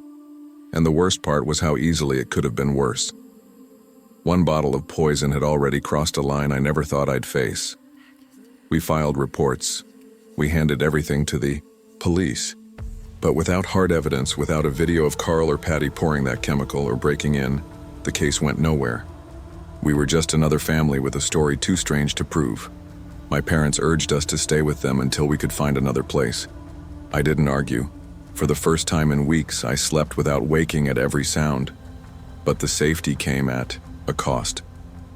I couldn't stop thinking about Lincoln Avenue, about the neighbors who had watched us every day, waiting for their moment, about the gunshot echoing through my ears, about the way no one, not the older couple, not the cops, had lifted a finger to help. We moved into a new apartment on the other side of town within a month. It wasn't perfect. The rent was higher, the space smaller, but it felt like ours. David installed cameras before we even unpacked. I double-checked the locks every night, a habit I couldn't shake. Leia adjusted quickly, her giggles filling. The room's like sunlight breaking through clouds. But for me, the unease never fully left. I still dream about Lincoln Avenue, about Carl's smirk, about Patty's laugh, sharp and mocking, about the sound of that gun. Sometimes I wake drenched in sweat, convinced someone is standing outside the door. Life moves on, but scars remain. When people talk about neighbors, they imagine community, safety, a sense of belonging. I learned neighbors can also be predators, hiding behind walls too thin to block their malice. I don't know why they targeted us. Maybe we were just easy. Maybe they were bored. Maybe there was no reason at all. That's what haunts me most. The lack of answers, the reminder that evil doesn't always need explanation. What I do know is this. I'll never ignore my instincts again, because instincts are warnings, and sometimes they're all you have. Trust your instincts, especially when safety is at stake. Evil often hides in plain sight, and silence or disbelief from others doesn't make your fears less real. Protecting yourself and your loved ones isn't paranoia, it's survival.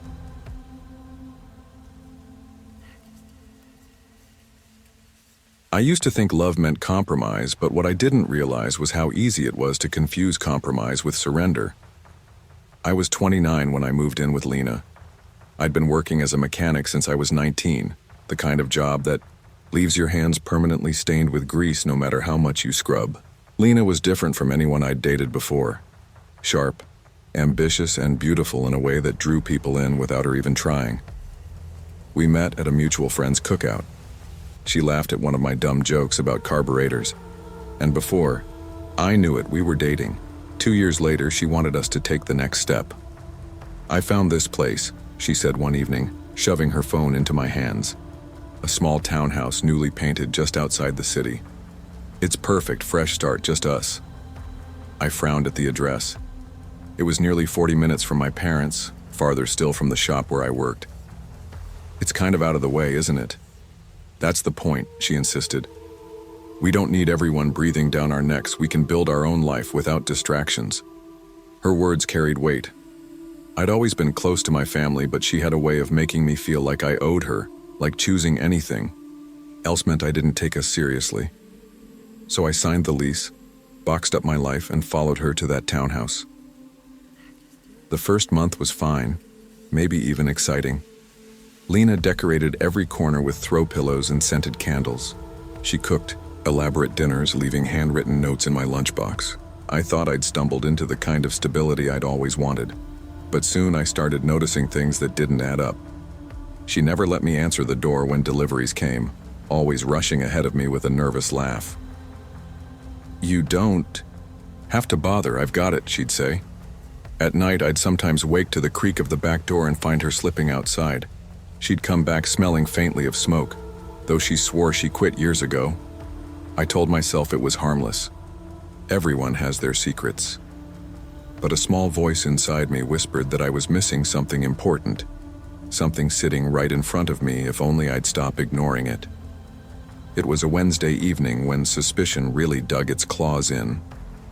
I was under the kitchen sink, tightening a leaky pipe, when my flashlight caught a piece of paper shoved into the corner. I pulled it out, a receipt, wrinkled and damp, a motel not 2 miles from our house, paid in cash. Lena's name scrawled across the signature line. I sat there on the cold tile, my heart hammering. Maybe she met a friend. Maybe she needed time away. The excuses felt hollow even as I made them. I didn't confront her right away. Instead, I started watching more closely.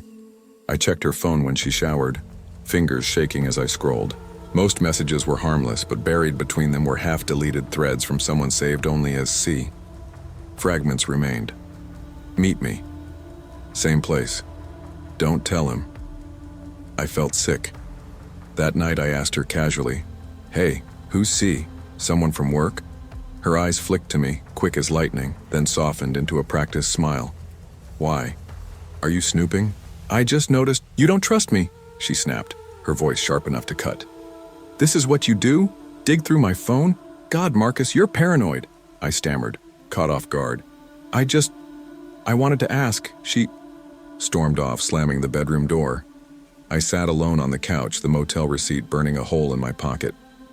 For days after, she acted wounded, sighing dramatically, muttering under her breath about being smothered.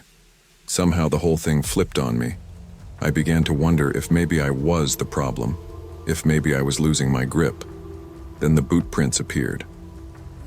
Rain had turned the backyard into mud, and when I stepped outside one Saturday morning, I noticed them, deep boot prints pressed into the earth near the back door. They weren't mine.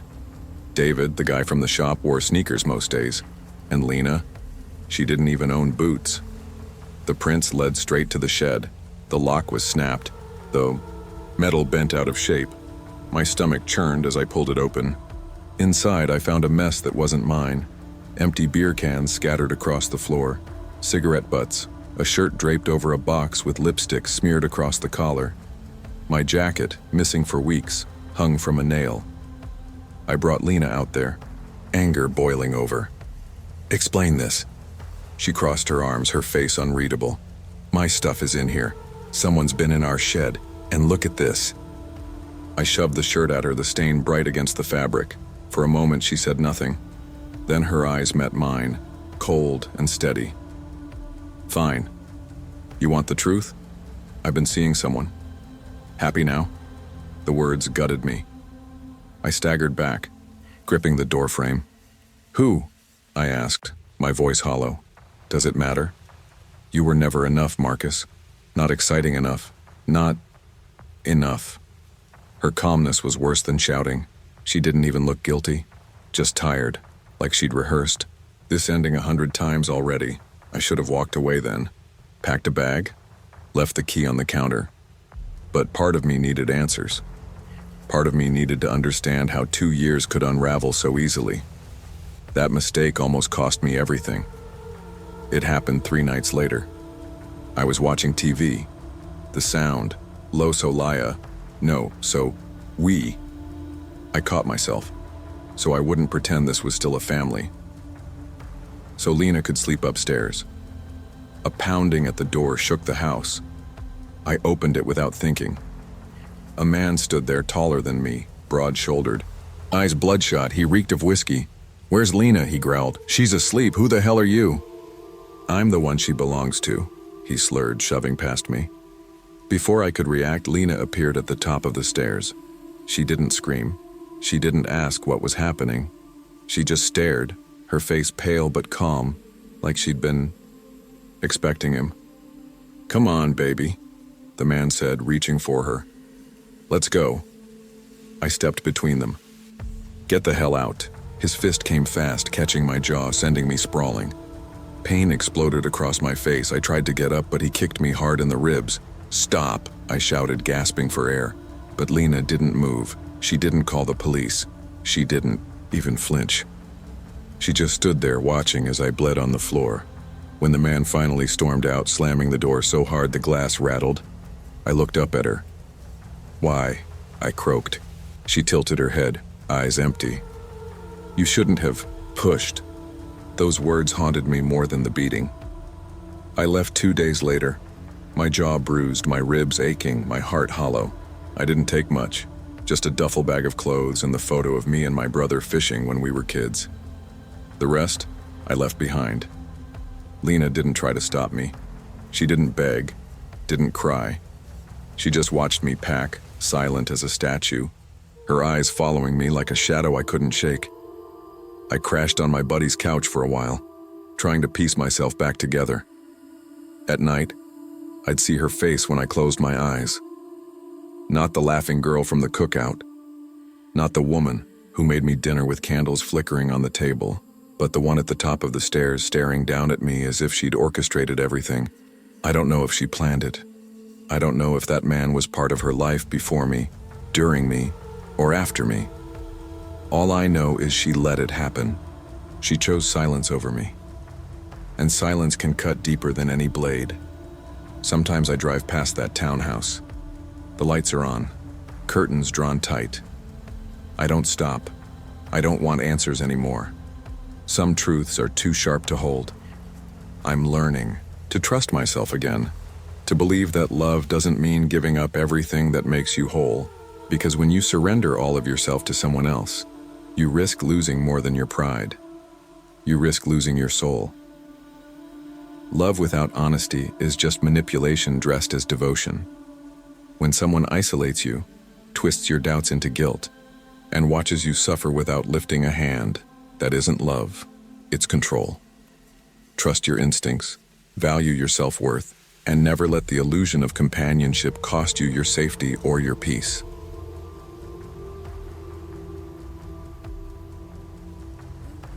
I never thought I'd fall that fast, or at least I didn't think it would happen to someone like me.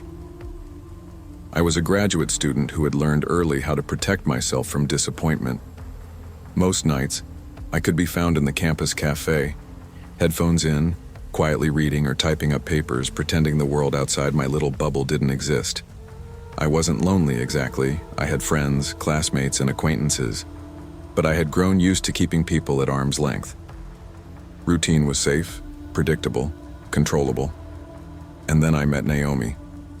It started with a spilled coffee, a classic cliché that somehow felt less like fiction and more like fate. I had reached for a sugar packet and bumped into her elbow, sending a cascade of coffee across the table. She laughed, not a polite laugh, but the kind that made me feel seen in a way I wasn't used to. "Careful," she said, brushing the incident off. Her voice carried warmth and confidence, like she was untouchable yet inviting at the same time. Conversation followed naturally, spilling into topics of books, professors, and dreams I had never spoken aloud. By the end of the week, I found myself looking for her at the cafe, craving her presence. Before I knew it, she was part of my daily life. Dinners became routine. Late-night walks across campus turned into whispered confessions, and laughter that had once been solitary became a shared sound. Within months, she brought up moving in. I laughed, thinking she was joking, but the excitement in her eyes made my stomach twist. "I can help with rent," she said, matter of fact. "It'll be easier and we can spend more time together. You'll love it." I hesitated. My small off-campus house was my sanctuary, each shelf and drawer arranged meticulously. Giving that up felt reckless. But the pull of her presence, the ease with which she made me feel alive, made me nod. The first few weeks were blissful. She filled the house with energy, laughter bouncing off the walls, late-night talks about music, movies, and shared ambitions. Life felt fuller than it had in years, and for a while I let my guard down completely. Then came the cracks. Naomi began locking her laptop when I entered the room. Her phone lit up during the night, quickly, hidden under her pillow. Arguments flared over minor things, her tone icy when I asked simple questions. I told myself I was being paranoid, that I was overthinking, but unease gnawed at me. And then there was the jacket, strange, unfamiliar, tossed carelessly on my couch, with 2 wine glasses in the sink. "A friend stopped by," she said, laughing in a way that felt mocking, but it didn't feel like a joke to me. The first seed of fear had been planted, and I didn't yet realize it would grow into a shadow that would follow me far beyond that small house. The next week was worse. I woke to the sound of the front door slamming, the wind carrying a faint echo of someone running down the street. I rushed to the window but saw only shadows, nothing tangible. When I asked Naomi about it, she offered icy silence and then deflection, brushing off my questions like I was overreacting. I wanted to believe in her honesty, to cling to the life we had built together, but my instincts screamed otherwise. Things escalated quickly. Screenshots began appearing on my phone from an anonymous number. Photos of Naomi with another man, taken inside my house while I was in class. My chest tightened as I stared at the images, each one more shocking than the last. The man was close to her, arms around her shoulders, laughing in a way that belonged in our home, my home. When I confronted Naomi, the coldness in her eyes stunned me. "You were too easy to replace," she said casually, like it was a matter of fact, not cruelty. That shrug, that tone, cut deeper than any physical strike could. I threw her out that night. The adrenaline surged through me, my hands shaking, my mind racing with disbelief and fear. But the harassment didn't stop.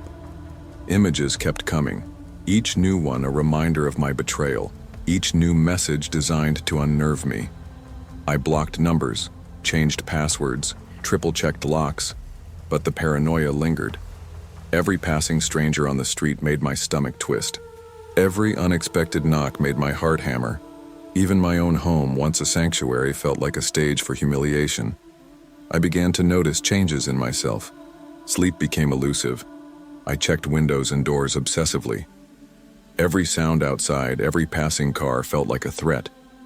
The energy I once felt around campus turned into tension, as if everyone could see the fear I carried inside. Even casual glances from friends set me on edge. I had fallen into Naomi's trap without realizing it, and now, months later, the fallout continued. I realized then that trust, once broken, doesn't rebuild itself overnight. What I had thought was love had been an illusion, carefully crafted to manipulate and unsettle me. It wasn't just emotional betrayal, it was a violation of boundaries, a reminder that people can hide danger beneath charm and wit. The lesson hit hard. Vigilance was no longer optional. It was survival. Life after Naomi became a study in caution. I moved out of that house, taking only what I could carry and leaving memories behind that stung like open wounds. The campus cafe still smelled of coffee and books, but it no longer held the comfort it once did. I avoided her favorite spots, ignored the notifications that could have been traps, and rebuilt my routines carefully. I started therapy, partly because my friends insisted, partly because I couldn't shake the anxiety that had rooted itself in me. I spoke openly about fear, betrayal, and the sense of being watched. My therapist asked me to describe the moments I felt unsafe, to separate paranoia from reality. Doing so helped me understand the extent of the trauma I hadn't admitted even to myself. It wasn't just a failed relationship. It was a breach of my personal space, a lesson in digital vulnerability. Work became my anchor. I immersed myself in research, lectures, and student advising. Every interaction was measured, polite, cautious, but always controlled. Slowly, the tension ebbed. I could leave my apartment without checking over my shoulder every 3 steps. I could laugh again without thinking it would be used against me, but the memory of Naomi lingered like a shadow I couldn't fully shake. One evening, a classmate mentioned a recent case of online harassment and my stomach sank. I realized the cycle Naomi had started wasn't unique. People like her existed everywhere, exploiting trust, charm, and access. The fear wasn't just about one person anymore. It was about the vulnerability we all carried when we allowed someone into our private lives. Months later, I began tentatively exploring the idea of dating again, though I approached it like walking on a tightrope. I met people at social gatherings, through classmates, and cautiously online. Conversations were slow, deliberate, and I always maintained control. Every new acquaintance had boundaries, clearly communicated, and every red flag was scrutinized, without mercy. Occasionally, Naomi's memory surfaced, unbidden, triggered by a smile, a phrase, or even a familiar jacket left on a chair. I reminded myself I had survived, that the fear was valid but not permanent. Each encounter, each moment of connection, became a test of balance, trust, without naivety. I learned the hard way that charm alone wasn't enough to judge character, that actions mattered far more than words. Even the simplest interactions carried a weight I hadn't felt before.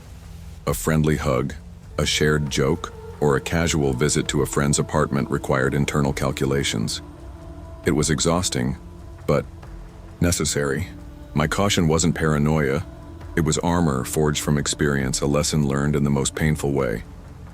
Years later, I crossed paths with Naomi in a crowded cafe, her presence immediately recognizable. My heart raced, but this time, I didn't panic. I had a husband beside me, Darren, who knew my history and supported me completely. Naomi noticed me, her expression faltering briefly, then smoothing into indifference. She left without a word. I felt neither triumph nor fear, only cold detachment. The lesson had been learned, deeply and irrevocably. Looking back, I understood that love, desire, and vulnerability carry risk. Not everyone we invite into our lives is safe, and even the people who seem perfect can harbor manipulation. My caution, once a burden, had become my shield. I still hoped for connection, still wanted to be seen, but now I balanced hope with wisdom. Trust your instincts, protect your boundaries, and never let charm replace judgment. Safety isn't optional, and self-respect is indispensable. Love is precious, but your peace of mind is priceless. I didn't think I was the kind of guy who would lose himself in a relationship. I'd always been careful, the type to measure affection and distance in equal parts, to make sure my independence didn't slip through my fingers. But then Marissa came into my life, and it felt like a hurricane of energy I hadn't realized I'd been waiting for. She was loud, vivacious, and ridiculously affectionate in a way that made you forget your own boundaries. From the moment we met at that campus coffee shop, I was hooked. She laughed at my stupid jokes, teased me mercilessly, and somehow had a way of making even the most ordinary moments feel cinematic. We started dating casually at first. Late-night coffee runs, weekend hikes, movie nights at her place or mine. Everything was fun, easy, and intoxicating. I told myself it wasn't too fast because we were compatible, maybe too compatible. I started spending more time with her, letting my own routines bend around her schedule. By the time we had been together 6 months, we decided to move in together. It seemed natural. It seemed like the next step in a story I wanted to believe in. The first month was bliss. Our apartment was small, the kind where the kitchen and living room merged into one open space. But Marissa filled it with laughter, music, constant chatter, and a presence that was hard to ignore. I loved it at first, the warmth, the attention, but slowly, I began to feel a sense of suffocation I hadn't expected. She was always there, lingering in the corners of rooms, asking questions about where I was going, who I was talking to, even small details about work. At first, I laughed it off. "You're just protective," I told myself. Then the habit started. The constant texts asking where I was, the demand to share my phone password just in case, the little notes left in my backpack with reminders about her feelings. I began to notice her showing up at my office unannounced, claiming it was a surprise. Everyone else seemed oblivious to her presence, but I could feel the eyes on me, the intrusion into my day-to-day life. I tried subtle confrontations. "Marissa, I need some space," I said one afternoon. She laughed, brushing my concern aside. "I'm just making sure our relationship stays strong. You can't hide from me." I forced a smile, but unease began to creep in. At night, when I went out with friends, I started noticing a car parked across the street, headlights cutting through the dark. I didn't want to believe it at first, thinking maybe it was coincidence. But after weeks of this pattern, I realized she was waiting, watching, tracking my movements. Every time I brought it up, she framed it as love or care, insisting she was protecting us from problems before they started. Her presence, which had once been comforting, now felt like a cage. The first chapter of our life together ended with small cracks, the ones you ignore at first, thinking they're temporary, thinking love can bend and accommodate anything. I didn't yet know how far the control would go, how much of my personal life she would infiltrate. The warmth had turned cold, and the line between affection and obsession blurred more with each passing day. It didn't take long before the intrusions expanded. I started noticing subtle changes in my own behavior, ways I had adapted without realizing it. My social media accounts, once casual and harmless, began to feel like mine in name only. Messages from female friends would disappear, comments deleted, accounts logged in without my knowledge. At first, I blamed myself. Maybe I'd left my computer open, maybe I hadn't logged out properly. But then I saw her reflection in the computer screen one evening, standing behind me, smiling as if she had caught me in some private moment. I tried confronting her gently. "Marissa, did you—" She cut me off, eyes sharp and playful, as if I were being ridiculous. "I just wanted to make sure you weren't hiding anything. You wouldn't understand, I'm protecting what we have." Her words, intended to reassure, only tightened the coil of fear in my chest. Every password, every private conversation, every small space in my life suddenly felt like hers to oversee. Then came the unannounced visits. I had dinner plans with friends one Friday night and stepped outside for a cigarette, only to find her. Car parked across the street, engine off, lights dimmed. I felt my stomach drop. I confronted her the next day. "Marissa, why were you outside the bar?" She shrugged, eyes wide. "I just wanted to make sure you were safe. Isn't that what love is?" I wanted to scream, to tell her that love isn't about surveillance, but my voice caught in my throat. The patterns grew bolder. She would log into my laptop, delete emails, even remove friends from social media she didn't know. I began changing passwords constantly, hiding accounts, but every new attempt felt like a losing battle. Even when I was out of town visiting my parents, she appeared uninvited, claiming she just wanted to check on me. That night, I discovered her standing outside my parents' bedroom door, silent, listening. My mother called out, furious. "Marissa, get out of here!" But her calm, smiling demeanor made the moment surreal, almost cinematic. It was clear she wasn't going anywhere until I acted. The first time I considered leaving her permanently, I realized how much she had infiltrated my life. My routines, my friendships, my sense of security, all had been compromised. It wasn't just love or attachment anymore. It was control. The feeling of being watched, of never being truly alone, was suffocating. My sanctuary, my home, my mind, all felt like hers to command. The confrontation was long overdue. I decided that weekend I would draw a line. I told her finally, with hands shaking and voice firm, that this had to end. "Marissa, I can't do this anymore. You've crossed boundaries. You've stalked me, my friends, my family. It stops now." Her reaction was almost predictable. A flash of anger followed by tears, then a sudden transformation into a victim of my alleged mistrust. "I only wanted to love you," she whispered, voice soft, trembling. "You're overreacting." But the situation was beyond discussion. She refused to leave. She sat in the driveway, blasting music, texting hundreds of messages, sending screenshots of my private accounts, each designed to unsettle me further. I called the police once, but she was careful enough to avoid illegal entry. It was harassment, without physical intrusion, a relentless psychological siege that made every hour unbearable. Friends tried to offer advice. But how do you explain someone watching your every move? Someone who refuses to respect the boundaries of a relationship? I began documenting everything. Screenshots, timestamps, recordings.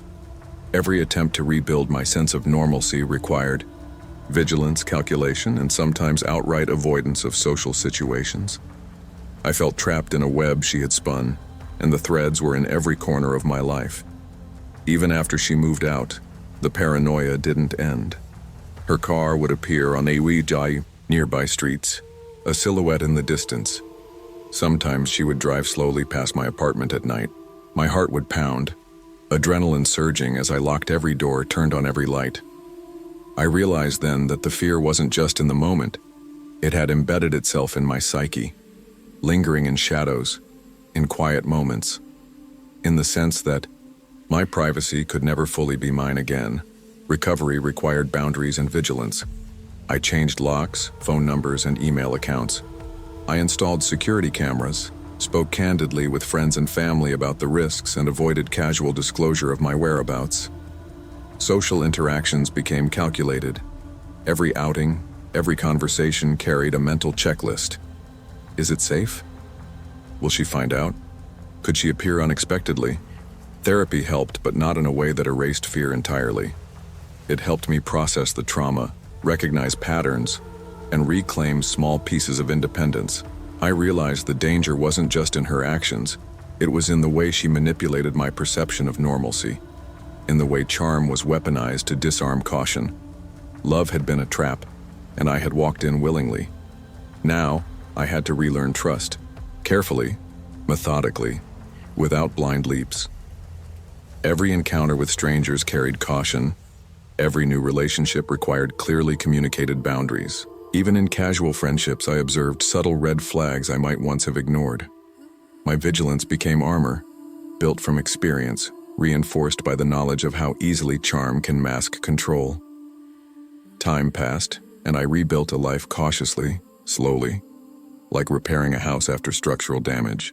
I could leave my apartment without panic, laugh at jokes without second-guessing, and even meet people without immediate suspicion. But occasionally, when I caught a glimpse of a car parked a little too long, or a stranger lingering near my building, a shiver ran down my spine.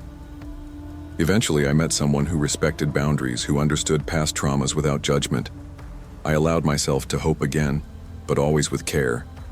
My experience with Marissa had taught me the hard lesson. Charm does not equal trust, and love does not justify control. Independence, boundaries, and vigilance are not optional. They are essential. Protect your space, your privacy, and your sanity. Recognize the difference between affection and control. Love should never feel like surveillance, obsession, or suffocation. True connection requires mutual respect, not domination, and your peace of mind is always worth prioritizing, above all else. I never thought moving in with someone would feel like stepping off a cliff. At 25, I'd finally carved out some stability for myself. Steady job at a warehouse, decent apartment, weekend shifts that left me evenings to myself. Life wasn't glamorous, but it was predictable. That predictability ended the day Kira convinced me to move in with her. She had this way of smiling that made you feel like the world itself tilted in your favor. "Ethan, it'll save us money. We can be together all the time," she said, eyes sparkling with the kind of excitement I hadn't felt in years. I wanted to believe her. The thought of seeing her every morning, cooking breakfast together, maybe even binge-watching shows curled up on the couch. How could I resist? At first, it was perfect. The apartment was tiny but charming, with sunlight spilling into the living room and just enough space for our combined lives. Kira made it feel like home immediately. She cooked, she laughed, she made everything feel effortless. She posted pictures on her social media, us smiling on the couch, captioned, "Home is wherever he is." I felt lucky, grateful, maybe even dumb for waiting so long to let someone in, but little things started nagging at me. Nights she said she was working late, and yet her hair was freshly styled when she came back. Her phone always seemed to buzz at strange times, messages popping up from names I didn't know. "Just friends from work," she'd say, voice smooth, eyes avoiding mine. I wanted to believe her, but something inside me wouldn't stop whispering that it wasn't true. The first really strange night was quiet, the city humming below our window. I woke up to find the apartment door unlocked.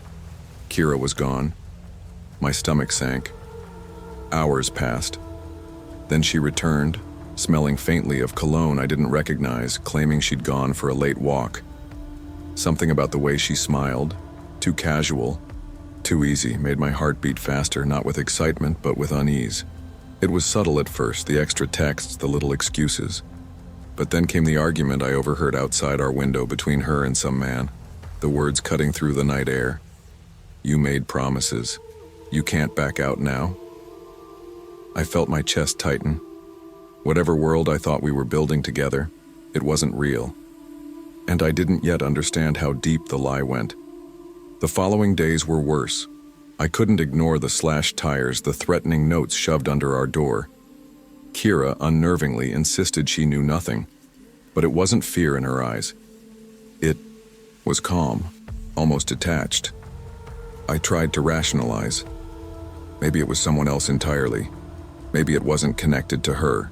But every instinct I had screamed otherwise. I started watching her, noting her movements. The way she held her phone close, the way her laugh sounded rehearsed sometimes. "Ethan, you're being paranoid," she said one night, brushing my hand away as I reached for hers on the couch. Her touch felt cold, and I realized I wasn't imagining the tension between us. I had been lulled into a false sense of comfort by her charm, by the routine I wanted so badly to believe in. One evening I came home early, pretending I'd been called into overtime. The apartment smelled faintly of perfume, like a ghost trailing behind her. And then I saw him, the man from the argument outside. Kira was laughing with him on the couch, close, too close. I froze, chest tight, mind scrambling. "You weren't supposed to find out this way," she said, her voice calm, almost teasing. My hands shook as the reality crashed over me. I had trusted her. I had let myself feel safe, and she had been living a life I wasn't part of, a life full of lies and hidden promises. The betrayal hit like a punch in the gut, leaving me gasping for air in a room that suddenly felt suffocating. I left that night, packed a bag without speaking, walked out into the cold streets, my chest aching. The city felt alien, the lights harsher than usual, shadows stretching long across the pavement. I wandered for hours trying to process it. The memory of her smirk haunted me, that unsettling calmness that made the betrayal sting even more. Friends noticed the change in me. My phone buzzed with concerned texts. I didn't answer. I wasn't ready to explain how someone I trusted could manipulate every day. every word, every small gesture, while hiding a life entirely separate from mine. Sleep came fitfully, filled with dreams of empty apartments, whispered threats, and the shadow of him lurking in corners I couldn't see. Work became my refuge, but even there, my mind replayed the apartment, her face, the casual cruelty in her grin. I found myself scanning crowds, noticing patterns, questioning motives. Paranoia seeped in, subtle but persistent, leaving me exhausted. Yet despite the pain, I recognized a lesson. I couldn't ignore the warning signs. I couldn't silence that inner voice that had been trying to tell me something all along. Weeks passed. I moved into a small studio alone, cheap rent, no frills. I focused on myself. Shifts at the warehouse, nights jogging to clear my mind, learning to cook simple meals. Kira became a ghost, a cautionary tale I whispered to myself in quiet moments. Then came the day I saw her picture online, laughing at some event, the same smirk on her face. My stomach twisted. It was unfair, but I realized something vital. Her life was her choice. I couldn't change it, and she had no obligation to me beyond what I'd allowed myself to hope for. My control was over my own choices, my own life. That clarity, painful as it was, became my lifeline. Months later, I met someone new, slowly, cautiously. The betrayal had left scars, but I learned to recognize the difference between intuition and paranoia. I didn't rush into trust. I didn't ignore the quiet alarms my instincts raised. Every relationship after that carried a new awareness, a balance between hope and vigilance, love and self-preservation. Some nights, I still think about Kira. The betrayal, the cold grin, the way trust can be weaponized. But I also think about how much stronger I am for having endured it, how much wiser, how much more attuned to the truth beneath appearances. Life moves on. Pain fades into lessons. And I know now that the most important relationship we have is the one with ourselves, our judgment, our instincts, our worth. Trust, I learned, is precious and fragile, and it should never be given blindly. Trust your instincts, value yourself above illusions of perfection, and never ignore the quiet warnings that protect you from those who would harm you emotionally. Betrayal teaches resilience, self-respect, and the importance of discerning genuine love from deception. I used to think that when things got rough in the city, traffic, deadlines, bills stacked on the counter, the only solution was escape. Lila thought the same, or at least she said she did. That's why we rented the cabin on Ashford Lake. It was small, just 2 bedrooms, a porch that sagged in the middle and a dock that creaked when you stepped on it. But it was ours for the summer, and for a little while I believed it would save us. Lila and I had been together for almost 3 years. We'd met at a work party, she in a red dress that didn't belong in that fluorescent-lit office building. Me too nervous to believe she was really interested when she laughed at my jokes. We started fast, weekends blending together, late, nights in bars and longer ones in bed. But time wears at everything. By year 2, we were arguing more than laughing, circling the same fights. She said I didn't take risks. I said she didn't know when to slow down. So when she suggested the cabin, I jumped at it. A clean break from the noise, a chance to remember why we liked each other in the first place. The first week felt like proof we'd made the right choice. We grilled burgers on the porch, played cards by lantern light, even swam in the lake, like kids until our lips turned blue. I caught myself thinking maybe this will work. Maybe we just needed space. But then the call started. "Work," she said, holding her phone tight to her chest, stepping out onto the dock or into the woods. Her voice dropped low, too low for me to hear. I told myself it was fine. Her job in marketing was demanding, and she'd warned me she couldn't totally disconnect. But after the 3rd or 4th time, I noticed she was gone longer than she should have been. When she came back, her cheeks flushed, not with stress, but with something else, something lighter. One evening, I went out to collect wood for the fire pit. The air was still, the sun a flat orange coin sinking behind the trees. Across the lake, maybe 50 yards away, I saw her. Not on the dock, not on her phone, but sitting with a man I didn't recognize. He was tall, broad-shouldered, wearing a gray hoodie. They were laughing, leaning close, their hands brushing on the bench like it was nothing. I stood there for a long time, wood forgotten in my arms, my chest tightening. When she came back later, I asked, "Who are you talking to?"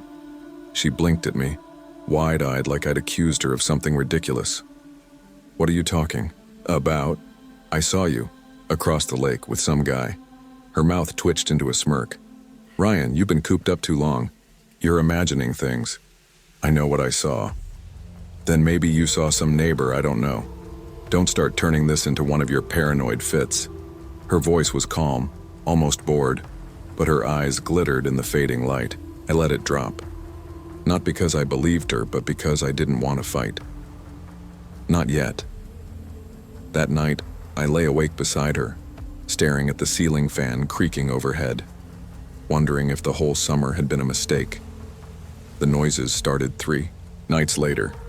At first it was just the dock. A heavy footstep, a groan of wood, then silence. I told myself it was raccoons or maybe a fisherman tying off his boat, but when I went out with the flashlight, the dock was empty. The next night I heard it again, this time closer, right outside, the bedroom window. A shuffle of shoes in the dirt, a hushed whisper I couldn't make out. I sat up in bed, heart pounding, but when I pulled back the curtain, the yard was still. The lake stretched out black and quiet under the moon. The following morning, I found 3 cigarette butts on the porch steps, Marlboro Reds. I don't smoke. Lila doesn't either, but I remembered the man across the lake, his hand resting too long on hers, the faint glow of a cigarette between his fingers. I showed them to her. "Explain this." She didn't even look at them. "You're getting worked up over garbage. Someone probably came by when we were out. 3 nights in a row." Right outside the window, she rolled her eyes. "Maybe it's kids messing around. Jesus, Ryan, not everything's a conspiracy." Her dismissal stung more than the butts themselves. I wanted her to care, to at least act unsettled. Instead, she brushed past me, picked up her phone, and said she had to take another call. Later that day, I walked the shoreline, checking to see who else might be staying nearby. Most of the cabins were empty or shuttered. Summer was fading, and Ashford wasn't the tourist spot it used to be. I saw him, though. The man in the gray hoodie. He was on his dock, smoking, his gaze lifting toward me like he'd been waiting. He didn't wave. He just stared, long enough to make my skin crawl. When I told Lila about it, she laughed. "What, you think I'm sneaking around with some random guy across the lake? You sound insane." "You were with him. I saw you. You saw what you wanted to see." "Honestly, Ryan, this is why we can't have nice things. You ruin it with your suspicions." Her words cut deeper than I wanted to admit. I went to bed early that night, back turned to her, but sleep never came. Every creak of the dock, every sigh of the wind, I imagined him out there watching, waiting. The breaking point came on a Thursday. I'd gone into town for groceries, milk, bread, a 6-pack. The store was quiet, the kind of place where cashiers still make small talk, but I couldn't focus on anything they said. All I could think about was the look on that man's face, the way Lila had smiled at him. I drove back faster than usual, gravel spitting from under the tires as I turned into the cabin's drive. The screen door was half open, swinging in the breeze. At first I thought nothing of it, we were careless sometimes. But as I stepped inside, the sound hit me. Laughter, hers, and his. The living room was dim, curtains drawn against the sun. And there they were on the couch, her hand on his cheek, his lips pressed to hers. My groceries slid from my arms, a bottle smashing on the floor. They didn't even flinch. "Unbelievable," I said, my voice cracking. Lila pulled back, wiping her mouth like it was nothing. "Ryan, it's not what it looks like." I laughed, bitter and sharp. "You've got to be kidding me." The man stood, taller than I'd realized, his shoulders filling the doorway. He didn't speak, just stared, as if daring me to move closer. "Get out," I said, though my voice was weaker than I wanted. "Ryan," Lila began, but I cut her off. "No. You knew I'd come back. You wanted me to see this. She tilted her head, lips curling. Maybe I did. I couldn't breathe. The air in the cabin was too thick. The smell of cigarettes and her perfume twisting together until I thought I'd choke. I stormed out, slamming the door so hard the porch rattled. For hours I walked the shoreline, trying to calm the fire in my chest. Every time I closed my eyes, I saw them, her hands on him, her smirk when I caught them. That night, when I finally returned, the cabin was quiet, too quiet. She was asleep or pretending to be. I sat on the porch until dawn, watching the lake, wondering what I'd do next. The boat came 2 nights later. It was past midnight, the lake black and still, when I heard the low hum of an engine. I sat up in bed listening. It grew louder, closer, then cut out. Silence. A moment later, the engine roared back to life. Headlights swept across the cabin, white beams flooding the windows. I rushed to the porch. Out on the water, a small motorboat circled, weaving slow patterns, its lights flashing like signals. My stomach dropped. Behind the wheel, I saw the man. Next to him, Lila. Her hair whipped in the wind, her face turned toward me. She was smiling. "What the hell are you doing?" I shouted, though my words were swallowed by the night. The boat kept circling, closer each time. The engine cut in and out, the lights flashing against the cabin walls. It wasn't random, it was deliberate. I backed inside, locked the door, and grabbed the bat I'd left by the couch. For an hour I stood there, heart pounding, until the sound of the engine faded. When I finally dared to look again, the lake was empty. In the morning, Lila acted as if nothing had happened. She brewed coffee, humming softly, sliding a mug toward me. "Rough night?" she asked, eyes wide with innocence. I wanted to scream, to demand answers, but all I could do was stare at her, wondering who she really was. I left at dawn. I didn't pack much, just my clothes, my wallet, the things that mattered. The rest I left behind. She didn't try to stop me. She just stood on the porch, the man beside her, both of them watching as I loaded the car. "Ryan," she called, her voice light, almost playful. "Don't be so dramatic." I didn't answer. I couldn't. I just gripped the wheel and drove until the lake was a blur in the rearview mirror, but I can't forget it. The image of her on that porch, smiling as if she'd won some game I never knew I was playing. It burns in my memory. Nights are the worst. I wake to the creak of a dock that isn't there, the hum of an engine on a lake miles away. I thought the cabin would save us. Instead, it destroyed everything I believed about love, about trust. Love without honesty is nothing but a performance, and betrayal staged in plain sight cuts deeper than any secret ever could. The truth is simple. When someone shows you who they are, believe them the first time. No amount of escape, no quiet lake or sunset can fix what was broken long before. Sometimes the bravest choice isn't holding on. It's walking away and never looking back.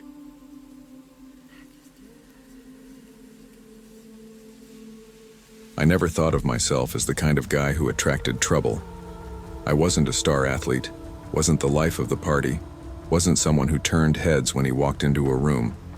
I was just Aaron, 20 years old, junior in college, working nights at the rec center to pay off my meal plan. Most of my time went into juggling classes, shifts, and late-night study sessions. I liked my life simple. Maybe that's why when Chelsea first walked into it, I mistook intensity for passion. We met at a house party my roommate dragged me to. I wasn't planning to stay long, but then Chelsea found me leaning against the kitchen counter, nursing a warm beer. She was loud in the way that takes up all the air in the room, but when her attention landed on me, it felt like I was the only one there. We talked for hours, classes, music, childhood stories. By the end of the night, she said something I'll never forget. "I think we're soulmates." I laughed, assuming it was the alcohol talking, but she didn't. She said it with complete conviction, eyes locked on mine like she already knew something I didn't. I should have taken it as a red flag, but instead, I felt flattered. For once, someone wasn't half interested, wasn't keeping their options open. Chelsea wanted me, and only me. The first couple weeks were fun. She'd leave notes in my backpack, show up with coffee before class, text me goodnight with heart emojis. It was overwhelming, sure, but after a string of casual flings, her devotion felt refreshing. My friends teased me about how fast it was, moving, but I brushed them off. What did they know about being chosen so completely? Then came the first crack. We were sitting on the quad one afternoon when a friend of mine, Jenny, walked by. We'd been friends since freshman year, nothing more. I waved her over and we chatted about a project we were both in. As soon as Jenny left, Chelsea turned to me with a look I didn't recognize. Her jaw was tight, her eyes narrow. "Who was that?" she asked. "Jenny. She's in my media class." "You didn't tell me you had female friends?" I laughed, thinking she was joking, but she didn't laugh back. "Chelsea, she's just a friend. Friends like that don't stay just friends. You'll see." It was the first time her devotion felt sharp, like it had an edge. I brushed it off, told myself she was just insecure, but deep down, something unsettled me. It didn't take long for Chelsea's insecurity to turn into control. A week after the Jenny incident, she started questioning every name that popped up on my phone. "Who's texting you at midnight?" she'd demand, leaning over my shoulder. If I said it was a classmate, she'd press classmate or crush. It became exhausting, like every normal interaction had to be justified. Then she started showing up places. At first it was kind of sweet. I'd finish my shift at the rec center, and she'd be waiting with a smile and a ride home. But then it turned into her sitting outside the building before my shift even ended, staring through the glass as I swiped IDs. When I told her she didn't have to wait, she said, "I like watching you. I feel close to you this way." The night that really scared me happened in my dorm. I came back from a late study session at the library, bone-tired, ready to crash. I unlocked my door, and the smell hit me first. Candles, waxy and sweet. My room glowed with flickering light. And there she was, Chelsea, sitting cross-legged on my bed, holding one of my t-shirts to her chest like it was a teddy bear. "What the hell are you doing in here?" I blurted. She smiled softly. "I missed you. I wanted to feel close." My pulse raced. "How? Did you even get in?" "Your roommate let me. Don't be mad. This is just love, Aaron. This is what it looks like when someone cares." I didn't know what to say. Part of me wanted to throw her out right then, but another part, the part, afraid of hurting her feelings, just stood frozen. I muttered something about being tired, and she finally blew out the candles and left. But that night, lying in the smoky air, I realized something was deeply wrong. I tried to rationalize it. Maybe she just loved too much. Maybe she was scared of losing me. I told myself she'd calm down if I gave her reassurance, but reassurance became fuel. The more I tried to soothe her, the tighter she clung. One afternoon, walking across campus, I felt eyes on me. I turned, and there she was, half hidden behind a lamppost, phone raised. I froze. Later, scrolling through social media, I saw the photos, me mid-step, me laughing with a friend, me tying my shoe, captioned with things like "my forever" and "he doesn't know how much he needs me yet." I confronted her that night. "Chelsea, this has to stop. You can't just follow me around and post pictures without asking." Her face crumpled. "I just wanted to capture us, to show the world what we have." "What we have?" I snapped. "This isn't love. I don't even know what this is." Tears streamed down her face. She promised she'd change, begged me not to leave. I wanted to believe her, so I gave her another chance. The next day in class, I opened my backpack to grab a notebook, and there she was, crouched beside me, rifling through it like she had every right. "What the hell are you doing?" I hissed. She looked up, wide-eyed. "I just wanted to see if you were hiding anything from me." That was it. My patience snapped. I told her we were done. No more chances. Breaking up with Chelsea wasn't clean. It wasn't a conversation that ended with tears and closure. It was a storm that only got worse. She called nonstop at first, 30, 40 times a day.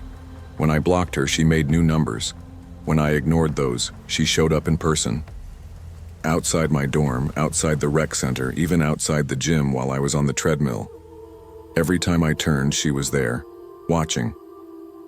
The messages got darker too. If I can't have you, no one will. We're meant to be forever, and you can't run from fate. I showed them to a friend who told me to go to campus security, but I hesitated. Part of me still didn't want to ruin her life. Another part thought maybe she'd eventually burn herself out. I moved dorms midway through the semester, hoping distance would solve what words couldn't. For a few weeks, it worked. I stopped seeing her face in every crowd, stopped dreading the sound of my phone buzzing.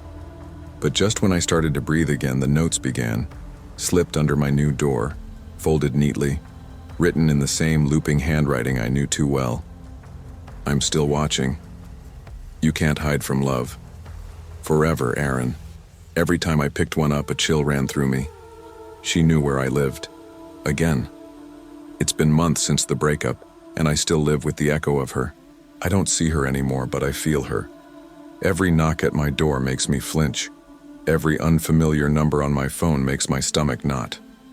I've learned how obsession can masquerade as devotion, how quickly love can turn into surveillance. Friends tell me to move on, to let it go, but they don't understand. It's not about her anymore, it's about the shadow she left behind. It's about how easily trust can be broken when someone crosses the line between care and control. Sometimes, I walk across campus and swear I see her just at the edge of the crowd watching. Maybe it's my mind playing tricks, maybe it's her. I don't know which is worse. Love is only love when it's built on trust, respect, and freedom. When affection turns into control, when devotion demands ownership, it stops being love and becomes obsession. The hardest part isn't leaving someone like Chelsea. It's learning not to mistake intensity for intimacy ever again. True love doesn't trap you. It lets you breathe.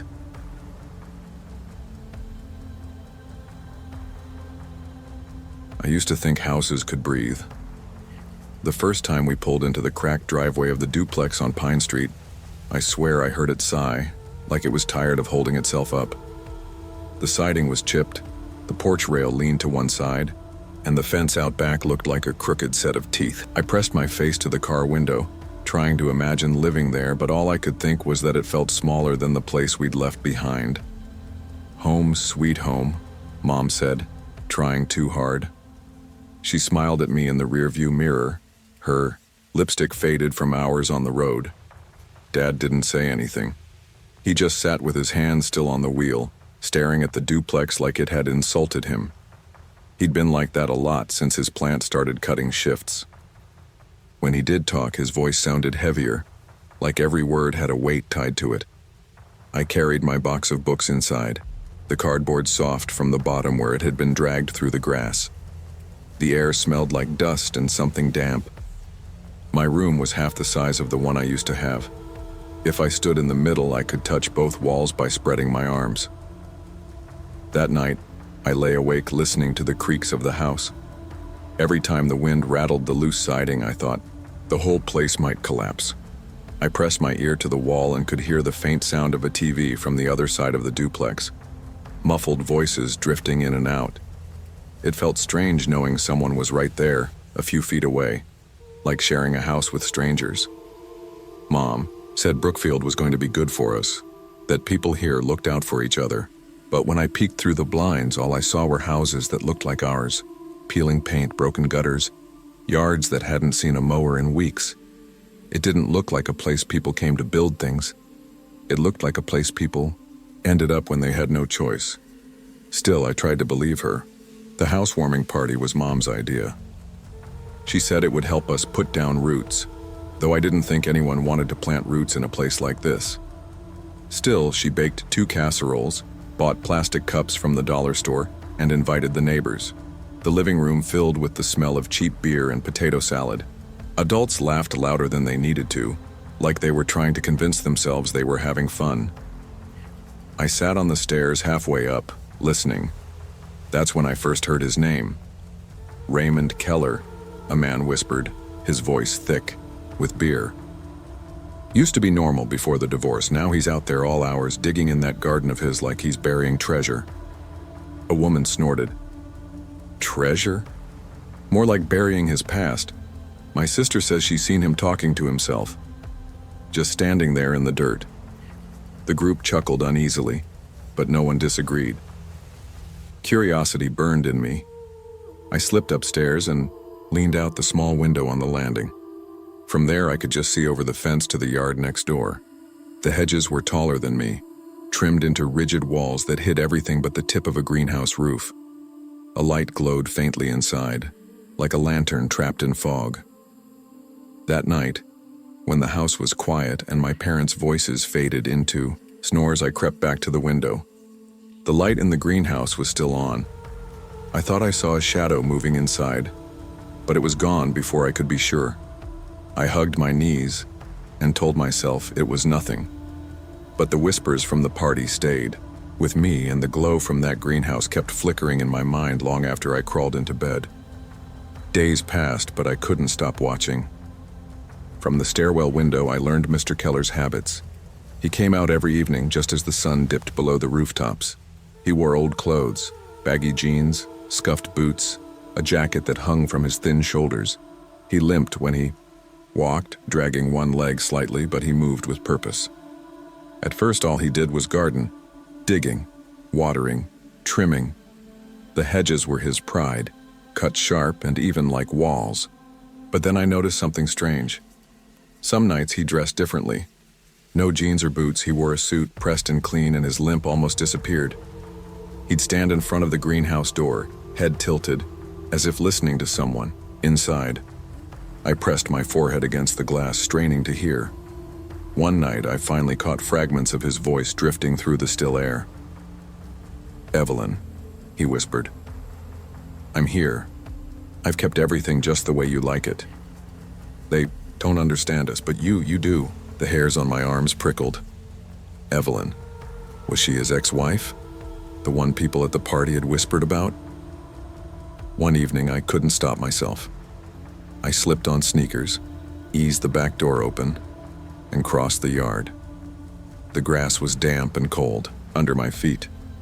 The fence loomed ahead, its boards warped and splintered. I found a loose section near the corner and pushed until it gave way, just enough to squeeze through. The air smelled heavy inside his yard, thick with damp soil and something sweet, almost metallic. The greenhouse glowed ahead like a lantern, brighter up close. My heart pounded, but my feet kept moving. I pressed against the glass, shielding my eyes from the reflection. And that's when I saw her. At first, I thought it was a mannequin. A figure slumped in a chair, skin pale under the fluorescent lights. Then she moved, just barely, her chest rising in a shuddering gasp. My breath caught. She was alive. Her wrists were bound with chains to the chair's arms, the metal biting into her skin. Her hair hung in tangled clumps, her face gaunt and gray. She looked at me, or maybe through me, her lips moving without sound. Behind her, Mr. Keller paced, speaking softly. "Evelyn, don't be afraid. I've taken care of everything. You're safe here. They'll never take you from me again." My knees buckled, and I almost fell against the glass. I scrambled back, my sneakers slipping in the dirt. His head whipped toward the window, and for a moment I swore our eyes met. I ran.